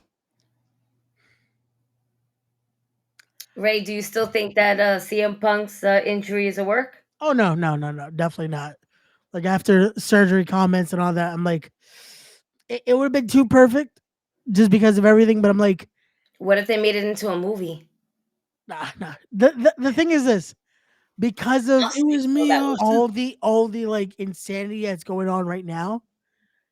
CM Punk getting injured, you could see derailed a lot. Yeah. Like Punk needed to be a part of this just to. This is a reason why we get this. This is why we could do this. So that way we can now do this. Now it's like, fuck, how do we get to here? You know? Like Punk was a part of this plan. Never thought about this backup plan. Yeah. No, and the problem is Toe said it best though. It's like their backup plan was almost too good that they're like, fuck, we kind of still have to do this. Because our plan B was amazing. People were okay with it till they weren't okay with it anymore. That's the issue. Because they said everyone wanted The Rock versus Roman, and they were like, "Yo, if we can't get The Rock, but whatever plan B is Cody," and they plan B the shit out of it, and then The Rock said, "Hey, guess what? I'm available," and everybody says, "Well, The Rock had to be available. You fucked up our now plan being B. part of the board, and with everything that has fallen down between Vince, the allegations, Brock Lesnar, everything, and now the feds are into it. They need to, as a business, as a company, try to cut ties, because you cannot think of WWE or WWF without thinking about Vince McMahon. Mm-hmm. And it will never happen. 20 years can go down, 40 years can go down, 60 years can go down, and Vince McMahon will still be spoken about. Yep. Vince McMahon, Hogan, Ric Flair, Sting, Andre the Giant, and Undertaker. You can't never get rid of them. It's never just get rid of them. It's part of the history. Yeah. Overall. And no matter what our opinions are about Vince McMahon through these allegations, and then John Laurinaitis and shit like that, Rock was put in a very sticky situation that either A, he didn't want to really be in, but B, understands the job. Yeah. It's a job. This is where we're at. But yo, also, I'm pretty sure that his mother was on some, you better do this shit. Because yo, he grew up with his mom running the shit in Hawaii, his grandmother running the shit. Like, yo, my man is like, if anybody could run this shit, it's me. You know what I'm saying? Because yo, not for nothing. If I was somebody running, if I was Tony Khan, and they was like, we need somebody to run a football team, I think I could do it. I've been here firsthand with my pops. You know what I'm saying? I'm not saying he's gonna be good at it, but I know for a fact he got some outside influences, and to bring the name back for the whole family in the business, the entire family got showcased on that screen. With XFL. Yeah. No, I mean, he didn't do it in the NFL. He wasn't a professional football player either. He sucked at football. But you know what I'm saying? You know, there's other things that circling on the internet where it's like, you failed. Well, matter of fact, I think it was in our group chat, right? You try to say, I put that in there. XFL flop. Failed. Right? DC Universe, Black Adam flop. Yeah. I don't know. I actually like the movie, but whatever. Maybe I'm biased because of The Rock, but whatever. And now trying to save WWE, and supuestamente a flop. But let's be real. Think about this. It's rare that we see somebody else in charge that is not Vince McMahon. And not to, like, I'm gonna just put it out there. Yeah. Have Dwayne The Rock Johnson, a Samoan, Afro-Latino, all this other shit. Right? Samoan, Black. He represents really people of color. Yeah. We all love him. No matter what. That's the fucking Rock. We all love him. How fun is it right now for us as fans to get heel Rock? A lot.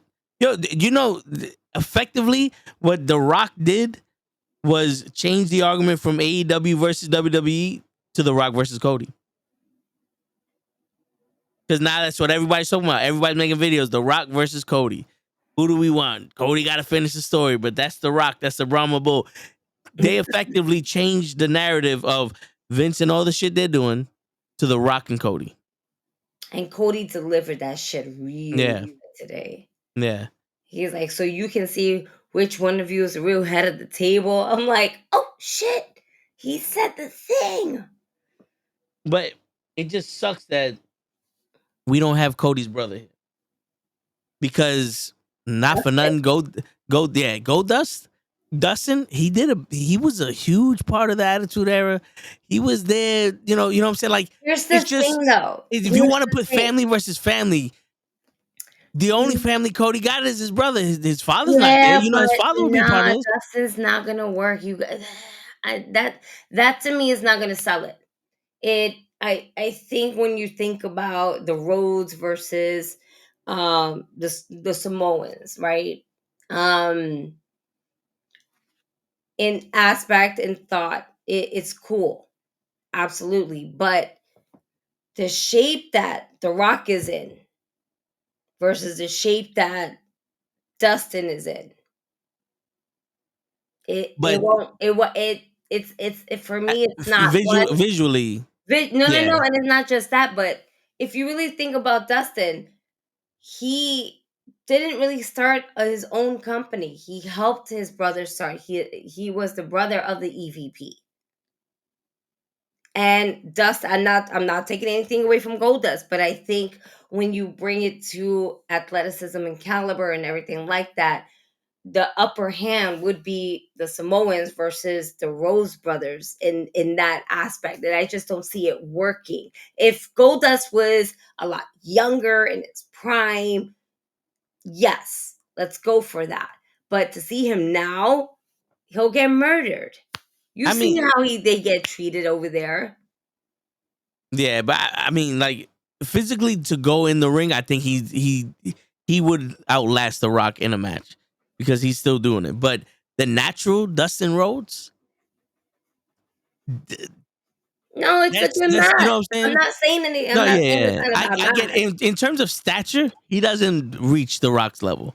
But just the fact that it's like, if you want to talk about family, Cody Rhodes does have a family member that can, you know, now unless you're gonna bring in fucking Ted DiBiase Jr., you know what I'm saying? Like, there's not much that Cody could do in terms of if they wanted to gang jump him. There's no family there. He got family. He got a oos. Which is a part of the other family. But they don't acknowledge him. This match is going to be full of Samoans. It's just going to be on both sides. But they don't acknowledge him. Yeah, right? But that's why I made the video, because they know what they're doing. I said that, you see, this is the first time that they have something major popping off without Vince there. Right. Without that other brain to think of other ideas or the pushback to do this or that. But you could see that what's happening is somewhat tentative because it's their first time, so they're nervous. You know what I'm saying? It's still coming out good. It's getting you the results and shit. But it's the fans that are driving this, where part of me doesn't like it because I'm a fan of, this is what the fuck you got, and now just deal with it. Because how many times have they done something we don't like, but it's like, oh, that actually turned out pretty good. You know what I'm saying? So yeah, so it's like, we wanted The Rock. They gave us The Rock. And now we said we don't want it, we want Cody. It's not that. You know what it is? They gave The Rock. They gave us Rock, right? Bad timing. We want it. We will always want it. As fans, we will always want it. But it's about timing. If it was SummerSlam, cool.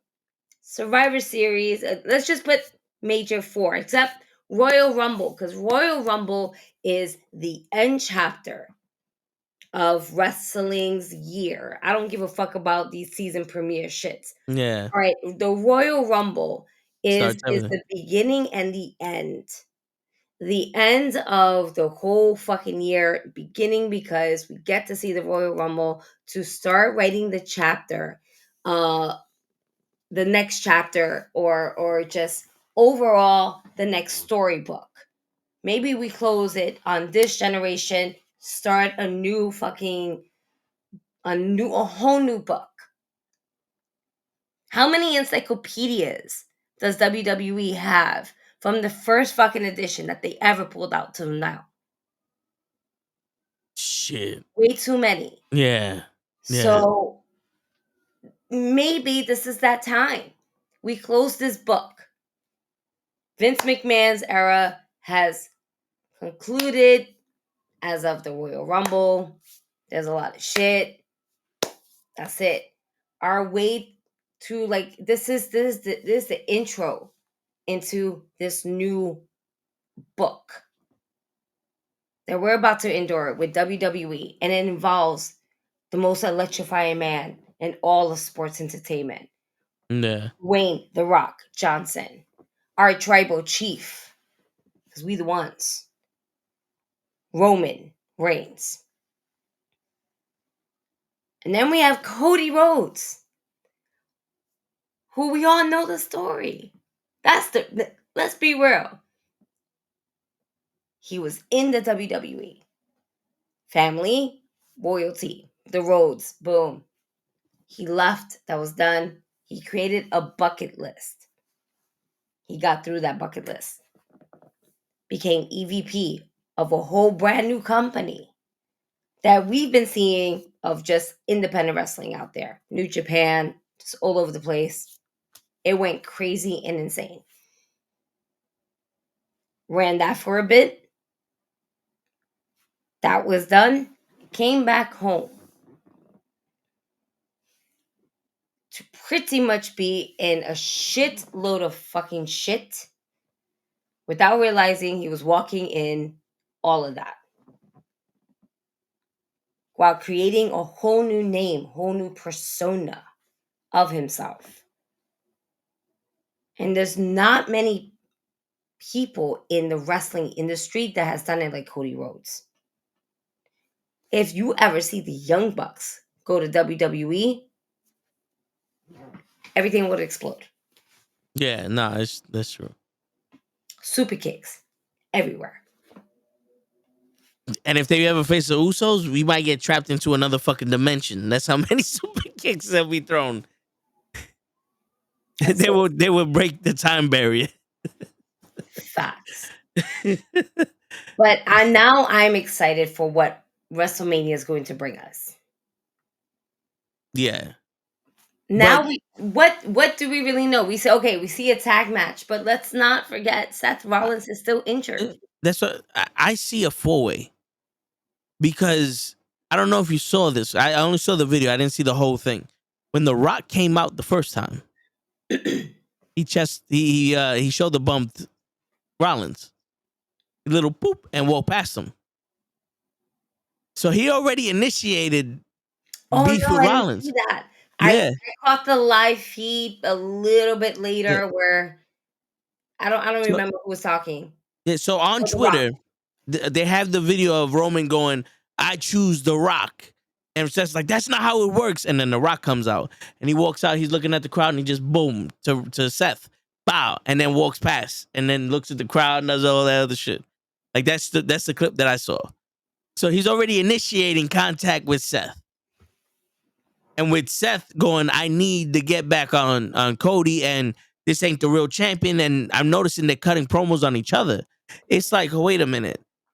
This is too good of a setup, because if you have Seth versus Cody versus Rock versus Roman, now you don't have to worry about 2 world titles in 2 main events. You got 1 main event and the women do the other main event. But now you also have Sami Zayn and Drew McIntyre WrestleMania wrestling each other. They're setting up a lot of stuff. It might be inadvertent, or this might be the plan. Because now Jey Uso's going after Gunther. So Gunther, that initial challenge of Seth Rollins is gone. Drew McIntyre and Sami Zayn have a problem. But the thing is, if you can't get the people to get back a 4-way, you can always put Drew in there with Seth, because that's the angle they're going at. So they're playing all sides right now. Mm-hmm. And that's where I'm getting it's a little tentative, because you don't know where they're going. But when you start seeing the bigger picture, this becomes almost fucking Age of Ultron fucking when you watch the movies, like, this shit wasn't that good. But after you see all the others, like, oh, Age of Ultron set up so much shit. You know what I'm saying? So there's a possibility that this could be the most established WrestleMania we get to before we got to it in a long time. And I hope so. That's the hope here, because it is WrestleMania 40, the big 4-0. Yeah. That's one fucking accomplishment that no other wrestling organization ever has pulled. Will they eventually pull it? Yeah. Will we care about that time? Maybe. Yeah. But I hate to say it, it's the WWE. WWE. It's Broadway. Think about this, Gigi. Brock versus Goldberg was 20 years ago. Wait, when they both got booed out? Yeah, WrestleMania 20. Eddie Guerrero won the WWE title, the Undisputed Championship, 20 years ago. That's crazy. That is crazy. 20 years ago. That's wild. I was just thinking about that shit. Like, yo, we're at 40. All this happened at 20. Yo, that's 20 years ago. Holy shit. We look good though for 40. Yeah, word. I was telling my hairline. Yeah, I was telling my boys, like, yo, one of the greatest matches I've ever seen was Kurt Angle versus Shawn Michaels. He goes, when was that? I said, was that WrestleMania 19 or 21? No, that was almost 20 years ago. Mm-hmm. Holy shit. Holy shit. Yeah. Think about it, bro. Damn. I grew up watching WrestleMania 10, which was 30 years ago. The fucking ladder match between Shawn Michaels and Razor Ramon. Damn, that was classic. Time is flying by, and we saw a lot of fucking history. Mm-hmm. And then a lot of shit literally is unfolding. Yeah. Yeah. A lot of skeletons out of the closet is coming out. Yeah. And the clique is running the joint. The clique is running the fucking joint. Not only the clique is running the joint, but the Samoans got a hand in it too. You know what's crazy, Gigi? If you think about it, you know how I say history repeats itself? WCW was ran by the clique and Hogan. Right now, WWE is being run by the clique and The Rock. If The Rock isn't the next Hogan, holy shit. Yo. It would fit that timeline too on top of that. Shit. Except there's a difference. Rock got more swag. Oh yeah. And he's not gonna be a full-time professional wrestler. All these people that are running, they're done with wrestling. They're trying to push the He's doing the future. His job. It's WrestleMania. Yeah. WrestleMania is the granddaddy of them all. WrestleMania is when you go all in, all out, balls out. Yeah. And yeah, that's what it is. You can do that shit with SummerSlam, but compared to WrestleMania, that is our fucking Super Bowl. Yeah. WrestleMania is wrestling fans' Super Bowl. Yeah. It's funny when people go like, yo, I want to go out there and put the best match I can every night. And but WrestleMania is WrestleMania. Depending on what rapper from that city wants to go ahead and say. Yeah, right. So they'll get somebody from up here or somebody around. Yeah. Here. We got a halftime show too. Meek Mills or some shit. Word. We'll figure something out. Yeah. While Tony Khan is figuring out Boston, Massachusetts with a dollar. He might as well have just said fucking Mercedes is gonna. I don't know why he didn't. Like I said, it's taking more and more of an effort for me to watch it because AEW is becoming, I don't want to say repetitive, but it's getting to the point where it's like, all right, bro, you're losing a lot of the shit that you came up with. Like your individuality is being lost, and you're turning into like a failed attempt of WWE. Like not the WWE now, the WWE before. And Tony Khan is literally a guy, I don't know what to do. I'm gonna make an announcement, and your announcement is that something is gonna happen in the future, bro. You say your announcement, I'm not watching this shit. I don't give a fuck what. If he would have said Mercedes Moné is coming March 13th at fucking Big Business, blah, blah, blah, blah, blah, I'd have been like, okay, cool. It's confirmed. Mercedes Moné is in AEW. And I still wouldn't have gave a shit. He does that shit so much that no matter what he says, I don't give a shit. His announcement has an announcement. Yeah. Yeah. Let's think about that. His announcement has an announcement. And not for nothing, I would have been on some, there's going to be a special match with the women to signify the number one contendership after Revolution. And then people could be like, oh, Mercedes is going to debut then, blah, blah, blah, blah, blah. And then doom, there you go. Mercedes, she debuts there. So I don't. So I don't take anything away from Tony Khan. Why? Because the fact that I'm not gonna say I'm biased, but I do have a little biasness in No, me yeah. when it comes to TK. Yeah. Because I was able to meet him, talk to him. But when you have the camera on you, and I can see all the cue cards that I'm reading, I'm distracted by watching your eyes move to the cue cards before you move back to the camera. Yeah. And like I notice these small things, and I'm like, man, I can see him reading the cue cards. Like, we don't need this. We don't need to do this. There's certain things we need to start cutting back on. Cutting back on these big announcements. Don't make a big announcement. Making a big announcement, you're just showing off. Yeah. We see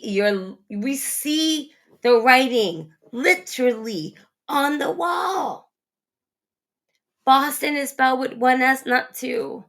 And Yeah. those two S's is with dollar signs. We know what's going on. We know that Mercedes didn't sign with WWE. It would She'd have have been been there, right? dope. Yeah. But you know what? Let Bailey have her moment because she deserves this as well. She does. You know, Yeah, and she and, and does. I think that's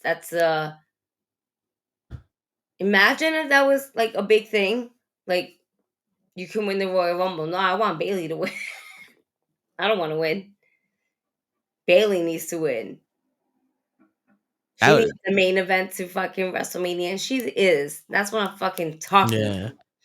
about. But just everything else that's just kind of falling into place. You know, you don't need to make the announcement. Yeah. It just let it happen. Let it naturally happen. That is the problem with AEW. AEW is not letting things naturally happen. Yeah. And Everything is what getting leaked. yeah. Everybody knows of everything. You know, it needs to stop. And that has to happen with a lot with all of wrestling. AEW the most because every single surprise they had was ruined. CM Punk, the fucking Ruby Soho, like the fucking everything their announcements was ruined apparently because the fucking Boston So, Garden already announced they're doing an AEW event there. so here's my take, right? I didn't mind it at the beginning, Yeah. but when it got repetitive, that's when it started. Ruby Soho, I enjoyed that. Yeah. I'll be real. I thought that was cool, but how they're using her now. That's my issue with them getting Mercedes. Like I told Ray, I said, I think if I'm not mistaken, this is hearsay, but I think the contract is like 5 years, $20 million or some shit like that. And I told Ray, I said, this is the easiest money Mercedes is gonna make because it's not like they go all out for the women to begin with. And how many people come into this business, into this company, and they have their match, they lose their title match, and then they're relegated to something else. I wouldn't be surprised if she loses her match, their title match, and then starts a faction with like fucking mix it up. What's her name? Red Velvet. Red Velvet. You know, Red Velvet and someone else. They have their own little baddies club or whatever, like faction again or some shit like that. I honestly do not foresee this whole thing that everyone is guesstimating because of the engine that's running AEW. Like you could see, like when Jade came to WWE, yes, she was green. She needs to work on her craft a little bit more. But everyone had these grand ideas, and you can see it happening because the WWE is going to push those grand ideas. AEW, we have all these grand ideas, and we don't see any of it. Mm-hmm. What's going on, Circle of Debate? Ruby Soho, not for nothing, should have been champion at least once. Word. I concur. If it's not AEW, then TBS. Yeah. Especially now how they're just playing freaking hot potato with that shit. Yeah. Julie Hart is doing a really good job. But I I don't know. I need to see a little bit more. I don't know what more is, but I need to see. Where's Athena? Is she still injured? Is she injured? I have I no don't watch idea. ROH, so I'm a little bit lost. I try to catch the little highlights, but just a lot going on in wrestling right now. Why, Rocky? Why did you have to slap Cody like Will Smith did to Chris Rock, nigga? So apparently she suffered a broken nose on December 5th. So I don't know if she's February. still. Like it's February. Yeah, I don't. So I don't know what. Is it as bad as Dijak punching Eli Dragon on his Right? nose? Yo, Yeah, it doesn't. that shit was wild. Tina later posted on social media the X-rays revealed her broken nose, but she still plans on wrestling in Ring of Honor Final Battle December 5th. Yeah, so they just don't have her out. They just don't. She still wanted to wrestle in fucking 10 days after she broke her nose, so they're not doing nothing. Where is she? I want to see her. Not for nothing, Gigi. With all these fucking shows AEW have, they can afford to have a woman's fucking dominant show. If Collision was a woman's dominant show, I think it would benefit them. And I say women dominance because they'd still be on the other shows. But this is the one that we have like 3 or 4 women's matches and 1 man match. It's just that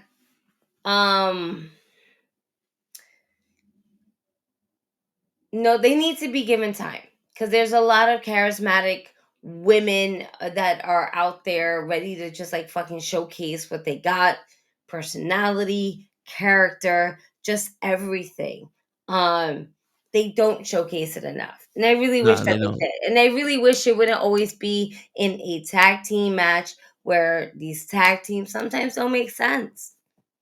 Or we've seen it, but we're not really. Why are we having tag team women's matches if we're not going to have tag team women's belts? Yeah.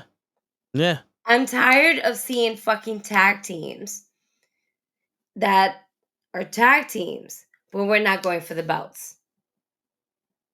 We have multiple tag teams on both brands, on both companies, WWE, AEW, where we have tag teams, but no one's going for those belts. No one's going for the Judgment Day.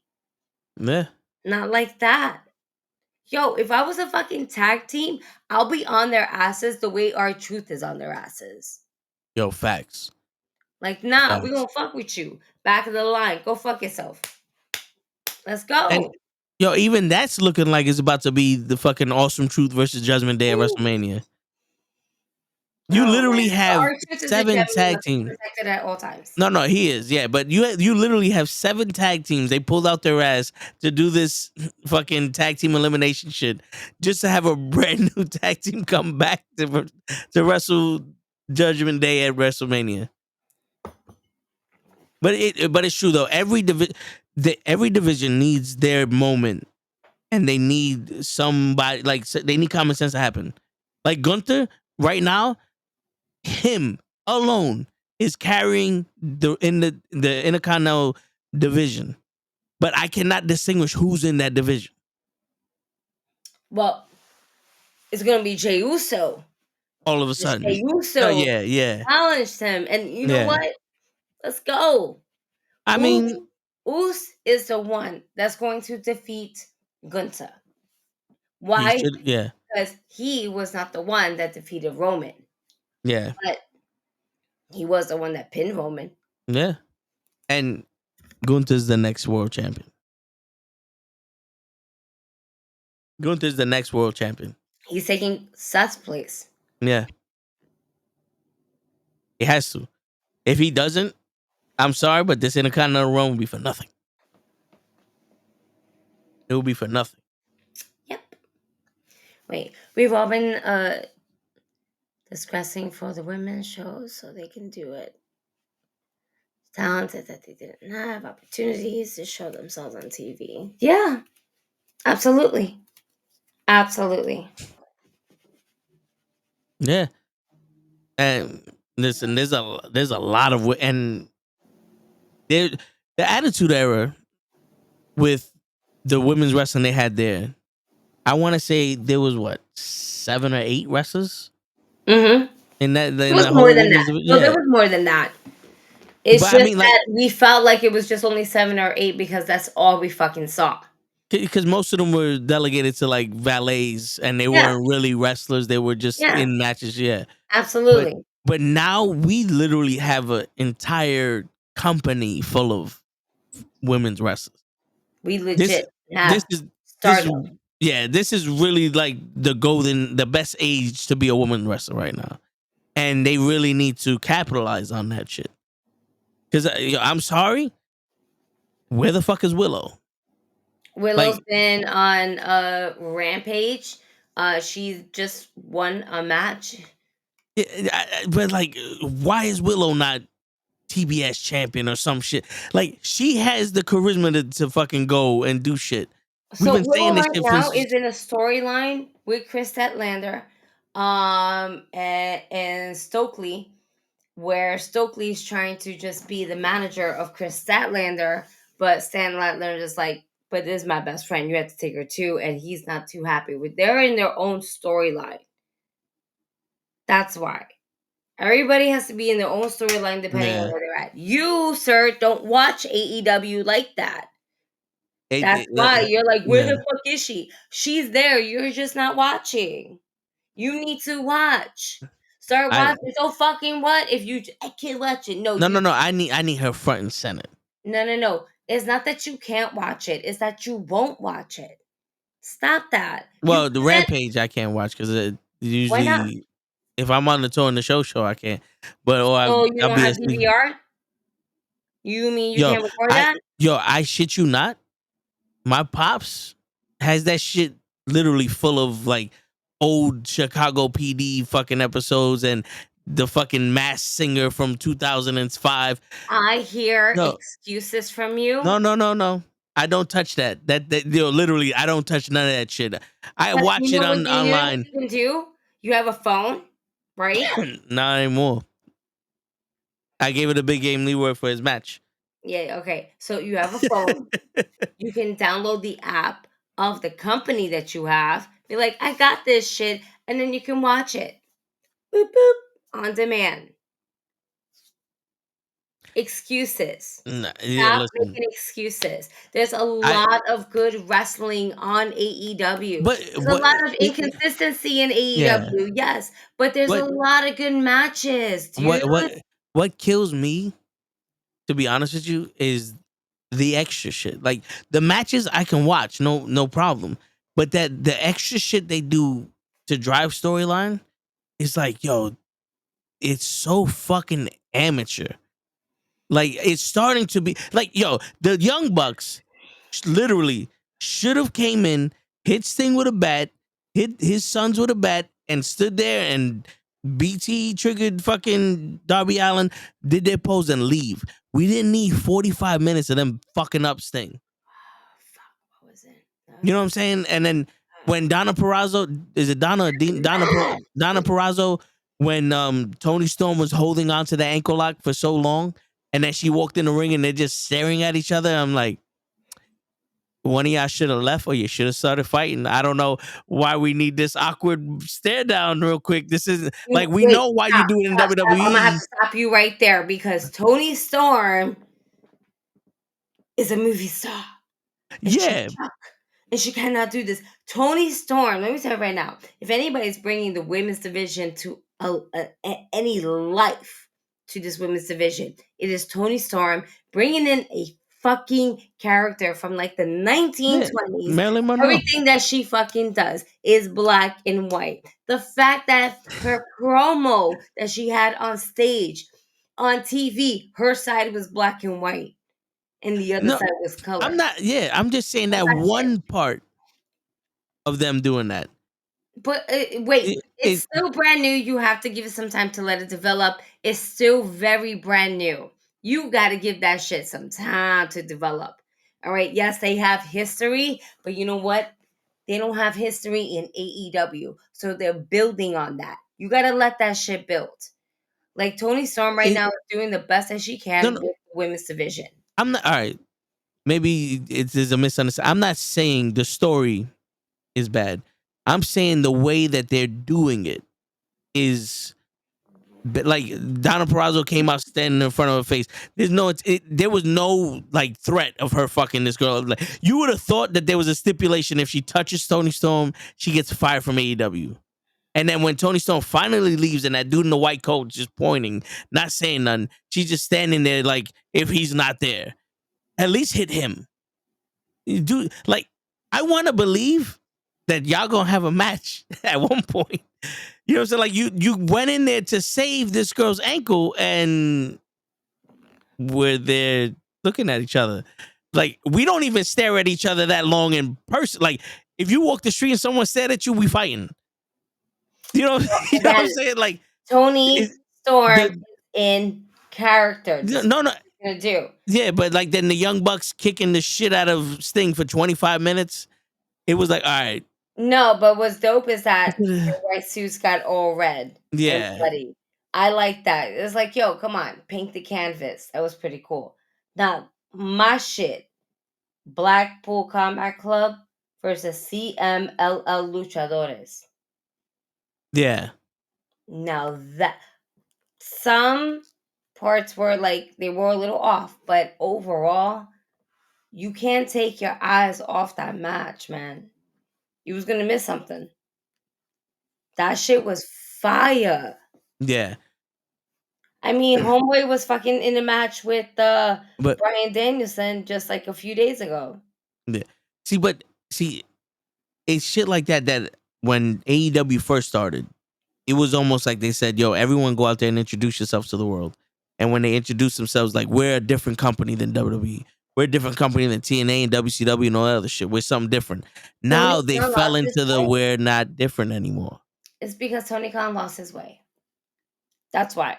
Yeah. You can't be friends and a businessman at the same time. It's not gonna work. You're not being affirmative of your position. Why? Because you want to be everybody's friend. You can't be everybody's friend.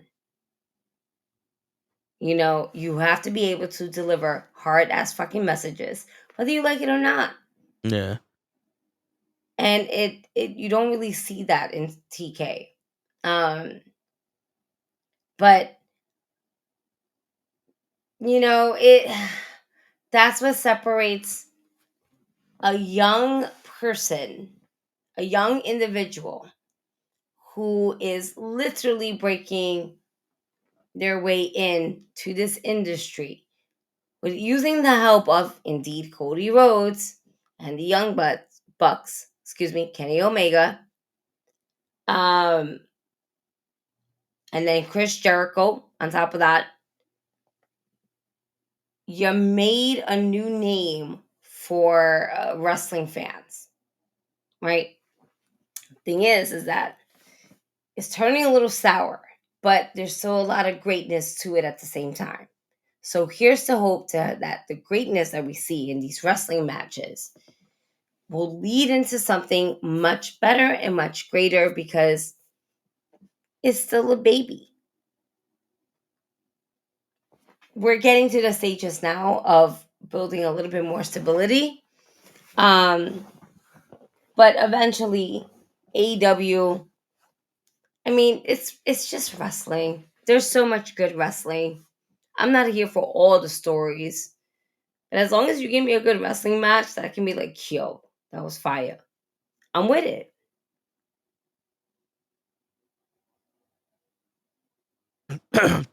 No, I'm here for the rest. I appreciate that you could put on a pay-per-view and you get your money's worth.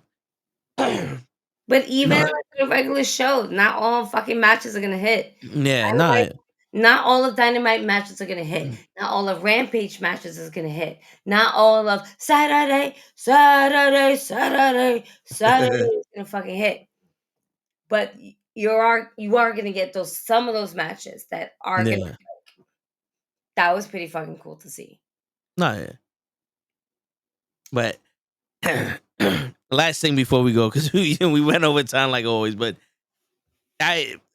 you know me. I only say this because I expect more. I want more out of both of these fucking companies. You know, I don't do this shit maliciously. Even when I talk about a wrestler, I want them to be better because I see them being better. It's just like right now I'm at the stage was like when we see in the gyms and all the other stuff I see on TV, and I'm like, you have the ability to give us more than that. So now, like, even if I'm going to be the only one to say it, I'm demanding more from you, sir, because you have this production. You know what I'm saying? You're never satisfied, are you? No, no, not after 35 years of this shit. I want more from you guys in production value. In wrestling, you're there, you're top tier, but production value. Give these people that platform that they deserve. You know what I'm saying? They go out extra for the Young Bucks and the Lucha Bros. When DMD, when she was champion, every title defense seemed like a big deal. Mm-hmm. You know what I'm saying? Like Kenny Omega's champion, TNA champion. He was the belt collector and shit like that. They have done this and gave him people. Wardlow, when he won the TBS championship, that the story he was in with MJF, they gave these people the platform. It's just, I don't want that platform to sink after every time someone's done with their run. Keep it up there.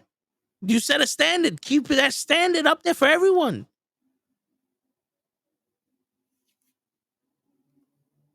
Yep.